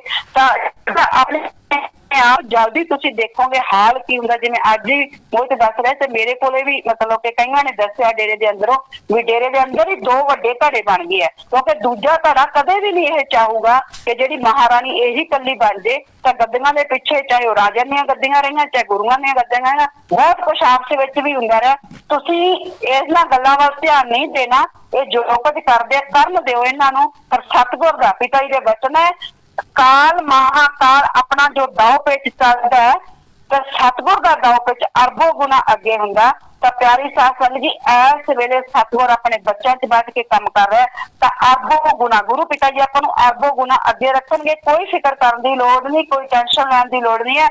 ਅਰਬੋਂ ਗੁਣਾ ਜਦੋਂ ਗੁਰੂ ਪਿਤਾ ਜੀ ਦਾ ਦਾਅ ਪੇਚ ਚੱਲੂਗਾ ਤਾਂ ਫਿਰ ਦੇਖਣਾ ਇੱਕ ਹੀ ਝਟਕੇ ਦੇ ਵਿੱਚ ਜਿਹੜੇ ਕਾਲ ਮਹਾਕਾਲ ਤੇ ਦੇ ਨੁਮਾਇੰਦੇ ਕਿਵੇਂ ਡਿੱਗਣਗੇ ਤੇ ਕਿਵੇਂ ਜੁੱਤੀ ਦੇ ਥੱਲੇ ਕਿਵੇਂ ਸੰਗਤ ਦੇ ਪ੍ਰੇਮੀ ਵਾਲੇ, ਜਿਵੇਂ ਪਿਤਾ ਜੀ ਨੇ ਕਿਹਾ ਸੀ ਨਾ ਵੀ ਪ੍ਰੇਮੀ ਜਿਹੜੇ ਹੈਗੇ, ਪ੍ਰੇਮੀ ਹੀ ਜਿਹੜੇ ਹੈਗੇ ਆ ਸਤਿਗੁਰ ਦੇ ਪਿਆਰੇ ਬੱਚੇ ਅਣਖੀ ਜੋਧੇ ਕਾਲ ਨੂੰ ਕਿਵੇਂ ਜੁੱਤੀ ਦੇ ਥੱਲੇ ਕਰਨਗੇ। ਗੁਰੂ ਪਿਤਾ ਦੇ ਵਚਨ ਜ਼ਰੂਰ ਪੂਰੇ ਹੋਣਗੇ। ਤੇ ਸਾਰੀ ਸਾਧ ਸੰਗਤ ਨੇ ਅਲਰਟ ਰਹਿਣਾ, ਹੁਸ਼ਿਆਰ ਰਹਿਣਾ, ਕਦੇ ਵੀ ਭੁੱਲ ਕੇ ਵੀ ਆਪਦੇ ਗੁਰੂ ਨਾਲ ਤੁਸੀਂ ਮੁੱਖ ਨਹੀਂ ਮੋੜਨਾ। ਗੁਰੂ ਸਾਹਿਬ ਇੱਕ ਹੀ ਹੁੰਦਾ, ਗੁਰੂ ਜ਼ਿਆਦਾ ਨਹੀਂ ਹੋ ਸਕਦੇ। ਪਰਮ ਪਿਤਾ ਦੇ ਵਚਨ ਯਾਦ ਰੱਖਣੇ। 50-60 ਸਾਲ ਤੁਹਾਨੂੰ ਗੁਰੂ ਬਦਲਣ ਦੀ ਲੋੜ ਨਹੀਂ। ਇਹੀ ਇਨਸਾਨੀਅਤ ਦੀ ਸੇਵਾ ਕਰਨੀ ਹੈ। ਗੁਰੂ ਪਿਤਾ ਜੀ ਦੇ ਵਚਨ ਦੇਖੋ, ਪਰਮ ਪਿਤਾ ਨੇ ਵਚਨ ਕੀ ਕੀਤੇ ਹੈ ਕਿ ਇਹੀ ਇਨਸਾਨੀਅਤ ਦੀ ਸੇਵਾ ਕਰਦੇ ਰਹਿਣਗੇ। ਤਾਂ ਫਿਰ ਹਨੀਪ੍ਰੀਤ ਕਾਹਨੂੰ ਹੁੰਦੀ ਹੈ? ਸਾਧ ਸੰਗਤ ਦੀ ਕੇਅਰ ਟੇਕਰ ਕਰਨ ਵਾਲੀ। ਗੁਰੂ ਪਿਤਾ ਜੀ ਨੇ, ਪਰਮ ਪਿਤਾ ਨੇ ਵਚਨ ਕੀਤੇ ਸੀ ਕਿ ਸਾਧ ਸੰਗਤ ਦੀ ਕਈ ਗੁਣਾ ਵੱਧ ਸੰਭਾਲੋ। ਉਹ ਗੁਰੂ ਪਿਤਾ ਜੀ ਨੂੰ ਵਚਨ ਹੋਇਆ, ਉਹ ਹਨੀਪ੍ਰੀਤ ਨੂੰ ਮਤਲਬ ਕਿ ਨਹੀਂ ਹੋਏ। ਸਾਨੂੰ ਹਨੀਪ੍ਰੀਤ ਵਰਗੀ ਕੇਅਰ ਟੇਕਰ ਦੀ ਜ਼ਰੂਰਤ ਨਹੀਂ ਹੈ। ਸਾਡੇ ਗੁਰੂ ਪਿਤਾ ਜੀ, ਅਸੀਂ ਆਖਰੀ ਸਵਾਸ ਤੱਕ ਇਹ ਕਹਿੰਦੇ ਨਾ ਕਿ ਗੁਰੂ ਪਿਤਾ ਜੀ ਨਹੀਂ ਆਉਣਗੇ ਹੀ ਨਹੀਂ, ਤੁਸੀਂ ਕਹਿੰਦੇ ਆ ਕਿਉਂਕਿ ਤੁਸੀਂ ਬਾਹਰ ਲਿਆਉਣਾ ਨਹੀਂ ਚਾਹੁੰਦੇ। ਐਡਮ ਬਲੌਕ ਮੈਨੇਜਮੈਂਟ ਗੁਰੂ ਪਿਤਾ ਜੀ ਨੂੰ ਬਾਹਰ ਲਿਆਉਣਾ ਨਹੀਂ ਚਾਹੁੰਦੀ। ਸਾਧ ਸੰਗਤ ਜਿਸ ਦਿਨ ਗੁਰੂ ਪਿਤਾ ਦੇ ਹੱਕ ਦੇ ਵਿੱਚ ਖੜੀ ਹੋ ਗਈ ਉਸ ਦਿਨ ਗੁਰੂ ਪਿਤਾ ਜੀ ਤਾਂ 1 ਘੰਟੇ ਦੇ ਵਿੱਚ ਬਾਹਰ ਆ ਜਾਣਗੇ। ਤੁਸੀਂ ਕਹਿੰਦੇ ਆ ਵੀ ਇਹ ਗੱਲ, ਪਰ ਸਾਨੂੰ ਆਪਦੇ ਗੁਰੂ ਪਿਤਾ ਜੀ ਤੇ ਵਿਸ਼ਵਾਸ ਹੈ। ਪਰ ਫਿਰ ਵੀ ਅਗਰ ਤੁਸੀਂ ਕਹਿੰਦੇ ਆ ਕਿ ਉਹ ਆ ਨਹੀਂ ਸਕਦੇ, ਅਸੀਂ ਆਖਰੀ ਸਵਾਸ ਤੱਕ ਪਿਆਰੀ ਸਾਧ ਸੰਗਤ ਜੀ ਇੱਥੇ ਖੜੇ ਹੋ ਜਾਓ, ਇੱਥੇ ਤੁਹਾਡੀ ਭਗਤੀ ਖੜੀ ਹੋ ਜੇ, ਇੱਥੇ ਤੁਹਾਡਾ ਦ੍ਰਿੜ ਵਿਸ਼ਵਾਸ ਖੜਾ ਹੋ ਜਾਏ। ਹਰ ਇੱਕ ਨੂੰ ਇਹ ਕਹੋ ਕਿ ਅਸੀਂ ਆਖਰੀ ਸਵਾਸ ਤੱਕ ਆਪਣੇ ਗੁਰੂ ਦਾ ਇੰਤਜ਼ਾਰ ਕਰਾਂਗੇ। ਪਰ ਕਿਸੇ ਵੀ, ਚਾਹੇ ਉਹ ਔਰਤ ਹੈ, ਚਾਹੇ ਕੋਈ ਬੰਦਾ, ਚਾਹੇ ਉਹ ਕੋਈ ਵੀ ABC, ਖੁਦ ਭਗਵਾਨ ਵੀ ਖੜਾ ਕਿਉਂ ਨਾ ਹੋ ਜੇ, ਅਸੀਂ ਭਗਵਾਨ ਨੂੰ ਵੀ ਜਿਹੜਾ ਮਨਜ਼ੂਰ ਨਹੀਂ ਕਰਾਂਗੇ। ਅਸੀਂ ਸਿਰਫ ਤੇ ਸਿਰਫ ਆਪਣੇ ਗੁਰੂ ਨੂੰ ਗੁਰੂ ਮੰਨਾਂਗੇ। ਉਹੀ ਸਾਡਾ ਗੁਰੂ ਹੈ, ਉਹੀ ਭਗਵਾਨ ਹੈ, ਕੁਲ ਮਾਲਕ ਪਾਰ ਬ੍ਰਹਮ ਪਰਮੇਸ਼ਵਰ ਸਾਡਾ ਸਭ ਕੁਝ ਉਹੀ ਸੀ। ਗੁਰੂ ਦੀ ਆਨ ਬਾਨ ਤੇ ਸ਼ਾਨ ਦੇ ਲਈ ਜੀਵਾਂਗੇ ਤੇ ਗੁਰੂ ਦੀ ਆਨ ਬਾਨ ਤੇ ਸ਼ਾਨ ਦੇ ਲਈ ਮਰਾਂਗੇ। ਧੰਨ ਧੰਨ ਸਤਿਗੁਰੂ, ਤੇਰਾ ਹੀ ਆਸਰਾ। जी, नंदन सतगुरु तेरा ही आसरा। तो हम उम्मीद करते हैं कि प्रोग्राम हमारा हजूर पिता तक हमारी सत्संगत की आवाज़ पहुँचे। आप सबने हजूर महाराज जी के चरणों में अरदास लगानी है कि वो जल्दी हमारे बीच वापस आएँ और सत्संगत को माफ़ करें। तो सबने मिलकर नारा लगाना है, धन धन सतगुरु तेरा ही आसरा, धन धन सतगुरु तेरा ही आसरा। तो आखिर में हम अरदास बोलेंगे, धन धन सतगुरु तेरा ही आसरा। हे मालिक तुझे लाज है, अब बहुत हो गया, तू दया मेहर रहमत कर। तेरे प्यार मोहब्बत की राह में चलते हुए हमें कोई दुख तकलीफ़ ना आए। तो ऐसी रहमत बख्श और सबको सुमति दे। किस तरह से देनी है यह तो सब जानता है, जिसको जैसे देनी है वैसे दे, वो तेरी मर्जी। धन धन सतगुरु तेरा ही आसरा। सत्संग जी, कल या परसों आपको मेमोरेंडम की कॉपीज़ मिल जाएंगी और आप अपने इलाके में अपने MLAs को मेमोरेंडम दे सकते हैं। इसके अलावा एक और है, वो 1 अप्रैल से एक कार्रवाई शुरू करने जा रहे हैं। तो वो कार्रवाई हम सीधे तौर पे मतलब बड़े स्केल पे शुरू करने जा रहे हैं। तो वो कार्रवाई भी आपको दी जाएगी 1 अप्रैल से। तो वो भी आपने कोशिश करेंगे, शुरू करेंगे हम आगे। तो 1 अप्रैल से हम वो कार्रवाई शुरू करेंगे और खुले तौर पे हनीप्रीत, राकेश और रिंकू दिड़वा के खिलाफ अब हम प्रचार तो चल ही रहा है हमारा, हम कानूनी तौर पे भी कार्रवाई की जाएगी। और जितने भी डेरे में गैर कानूनी काम करने वाले लोग हैं, जिन्होंने जो जो गलत काम किए, उन सबके मुकदमे अब दर्ज कराए जाएंगे जी। धन धन सतगुरु तेरे ही आस।